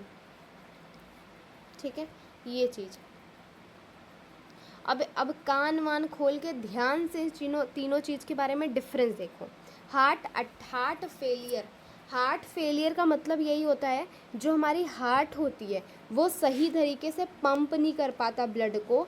तो जितना हमें ऑक्सीजन, बेसिकली देखो क्या होता है ना, जितना हमें पंप करना चाहिए ब्लड को, हमारी हार्ट की मसल्स उतना अच्छे से पंप नहीं कर पाती हैं ब्लड को। Meet the state of heart when it's not pumping blood effectively enough to meet to need the body. मतलब हमारे बॉडी को जितने ही ब्लड की नीड थी, ठीक है, उतना हमारा जो बॉडी है, हार्ट है, वो अच्छे से पंप नहीं कर पाता। इट इज़ समटाइम, इसको हम कंजेशन हार्ट फेलियर भी कहते हैं, क्योंकि कंजेशन की वजह से, एक सेकेंड गाइस, तो तुमने क्या देखा, पहला हार्ट फेलियर, दूसरा कार्डियक अरेस्ट एंड तीसरा हार्ट अटैक। तो इसको समझने के लिए हमने एक ट्रिक लगाया है, वो चीज़ तुम देखना। हार्ट फेलियर, हम किसी को हम बेसिकली क्या करते हैं, कोई काम अच्छे से नहीं कर पाते तो हम उसमें फेल हो जाते हैं। तो बेसिकली जो हमारे हार्ट का काम है उसका काम तो एक ही है कि आपका ब्लड जो रहता है उसको पंप करना है, ब्लड पंप करना है, ये उसका काम रहता है।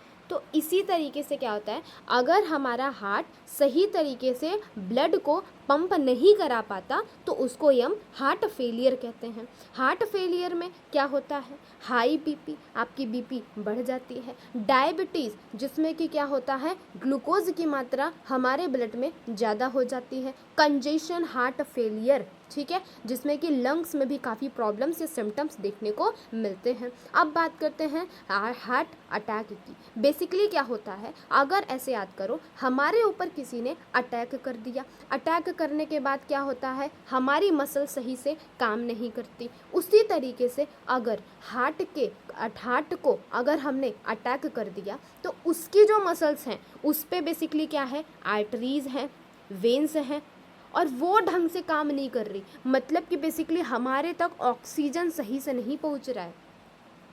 समझ रहे हो, हमारे तक ऑक्सीजन सही से नहीं पहुंच रहा है। तो हार्ट अटैक एक ऐसी प्रॉब्लम है जिसको इश्केमिया भी कहते हैं। ये एक ऐसी प्रॉब्लम है जिसमें हमारे पास ब्लड की सप्लाई यानी ऑक्सीजन की मात्रा काफ़ी कम पहुंचती है, क्योंकि अब देखो हार्ट भी काम कर रहा है, उसको भी रेस्ट की ज़रूरत है, रेस्ट नहीं तो खाने की तो ज़रूरत है ही गाइस। तो वो खाना क्या करता है, बेसिकली ऑक्सीजन को लेकर के करता है। ऑक्सीजन की मात्रा अगर हमारे कैपिलरीज में, ब्लड में अच्छे से नहीं मिल रही है तो इसका मतलब है कि हमारा हार्ट सही से काम नहीं कर रहा है, और उसको ऑक्सीजन नहीं मिलेगा तो हमारी जो मसल्स होती हैं, आर्टरीज होती है, ल्यूमेन होता है, काफ़ी कम हो जाता है, जिसकी वजह से हमारी हार्ट के पास ढंग से ऑक्सीजन नहीं पहुंच पाता। तो उसी प्रोसेस को हम डैमेज को कहते हैं हार्ट की अटैक। अब बात करते हैं कार्डियक अरेस्ट की। बेसिकली कार्डियक अरेस्ट, मान लो कि अरेस्ट का मतलब यही है कि अचानक से क्या होता है, हमारी हार्ट जो रहती है बीट करना बंद कर देती है, मतलब डायरेक्ट हम ऊपर टपक जाते हैं, तो इसको हम कह सकते हैं कार्डियक अरेस्ट। तो हमारा ये चैप्टर कंप्लीट है। अब फटाक से हम समरी को कंप्लीट करते हैं, इस चैप्टर को फटाक से बाबा टाटे फिनिश करते हैं। और देखते हैं, vertebrates circulate blood fluid connected tissue in their body.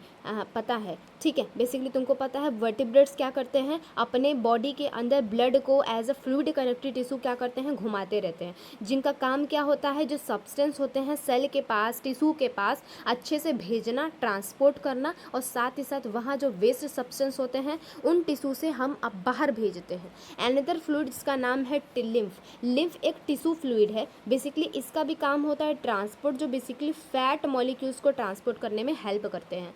Blood किन किन चीज़ों से मिलकर बनता है, फ्लूइड से, प्लाज्मा से, कुछ फॉर्म्ड एलिमेंट से, जिसमें फॉर्म्ड एलिमेंट 45% होते हैं, प्लाज्मा जो रहता है 55% होता है। उसमें प्लाज्मा में भी जो 90 to 92% जो रहता है हमारा पानी होता है। Red blood cells erythrocytes basically formed element में आ जाते हैं। रेड ब्लड सेल एरिथ्रोसाइट जिसको कहते हैं, वाइट ब्लड सेल जिसको कि ल्यूकोसाइट्स कहते हैं, एंड प्लेटलेट जिसको हम थ्रोम्बोसाइट्स कहते हैं। ये सब मिलकर के फॉर्म्ड एलिमेंट बनाते हैं। ब्लड ग्रुप की बात करें तो ब्लड ग्रुप 4 टाइप के होते हैं, ए बी एंड ओ। ये फिनोटाइप हो गए ब्लड के, जो 4 टाइप के प्रेजेंट होते हैं। बेसिकली होता क्या है, आरबीसी के ऊपर जो भी एंटीजन प्रेजेंट होता है वही हमारा ब्लड ग्रुप होता है, उसके अपोजिट पे हमारा बॉडी जो रहता है एंटीबॉडी प्रिपेयर करता है। तो ए बी अगर प्रेजेंट है आरबीसी पे तो ए बी रहेगा। अनदर ब्लड ग्रुपिंग जो रहता है बेसिकली एब्सेंट होता है या कभी कभी प्रेजेंट भी होता है, लेकिन ज़्यादातर लोगों में प्रेजेंट होता है। ये इसको हम रेसस फैक्टर कहते हैं, जिसका नाम है RH। ये भी आरबीसी के सरफेस पे ही प्रेजेंट होता है। ये जो स्पेस दो टिश्यू के बीच में जो स्पेस होता है बेसिकली उसको हम टिश्यू फ्लूइड से भर देते हैं। ये जो टिश्यू फ्लूइड होता है इसको हम लिम्फ कहते हैं। और अदर ब्लड के एक्सेप्ट, ये देखो इंपॉर्टेंट लाइन है, ऑलमोस्ट सिमिलर होता है ब्लड के, लेकिन इसके अंदर protein content and formed element नहीं होते हैं। तो तुम क्या बोलोगे, हमारे ब्लड के बराबर ही होता है लेकिन फॉर्म्ड एलिमेंट और क्या होता है, प्रोटीन का कंटेंट नहीं होता है। जितने भी वर्टिब्रेट्स होते हैं एंड कुछ इनवर्टिब्रेट्स भी, उनके पास क्लोज टाइप का सर्कुलेशन होता है। क्लोज टाइप का मतलब इनके पास कैपिलरीज प्रेजेंट होते हैं।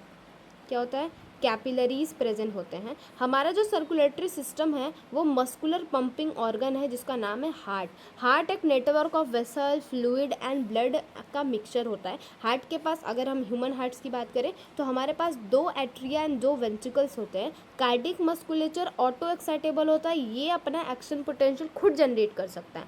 साइनोएट्रियल जो वॉल्व होता है ये maximum number of action potential generate करता है पर मिनट, लगभग 70 से 75। इसीलिए इसको पेस मेकर ऑफ हार्ट भी कहा जाता है। क्या कहा जाता है, पेस मेकर ऑफ हार्ट। जो एक्शन पोटेंशियल होता है ये एट्रिया को कॉन्ट्रैक्ट कराता है, फिर वेंट्रिकल्स के पास जाता है, उसको कॉन्ट्रैक्ट कराता है। कॉन्ट्रैक्शन को बेसिकली हम सिस्टोल नाम से जानते हैं, एंड अगर रिलैक्स करवा देता है उसको हम डायस्टोल नाम से जानते हैं। सिस्टोल जो रहता है बेसिकली ब्लड को मूव कराता है atria to and to the ventricles.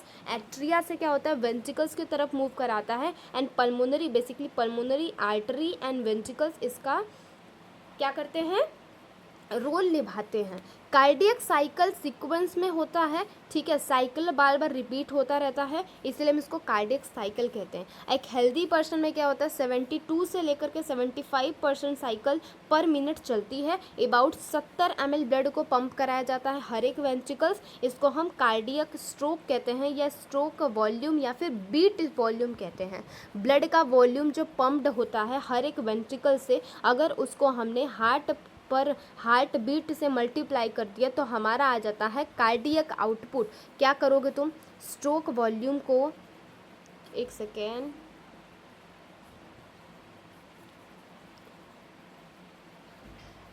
Stroke volume को हमने जब इनटू करा दिया कार्डियक साइकिल से, नहीं हार्ट बीट से, हार्ट बीट से, तो हमारा आ जाता है कार्डियक आउटपुट। इक्वल होता है प्रोडक्ट ऑफ स्ट्रोक वॉल्यूम, यही लिखा हुआ है कि यहाँ पे stroke volume and heart rate के अप्रॉक्सीमेटली 5 लीटर का होता है।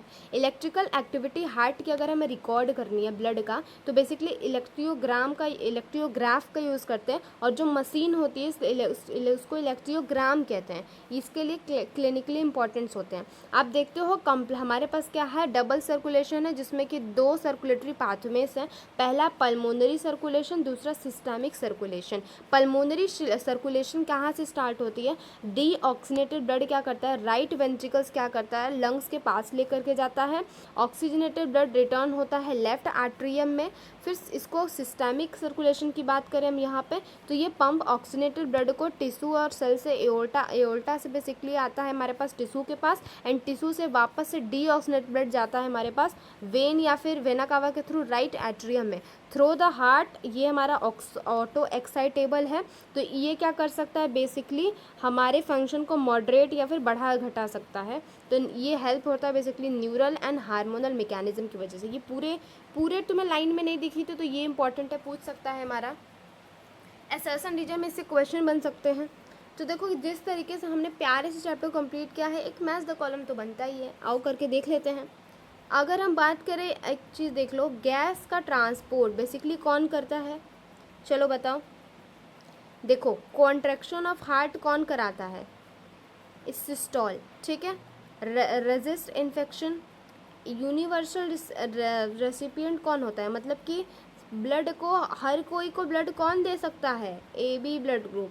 कोगुलेशन, प्लेटलेट कराता है। RBC जो रहता है बेसिकली गैस के ट्रांसपोर्ट में हेल्प करता है।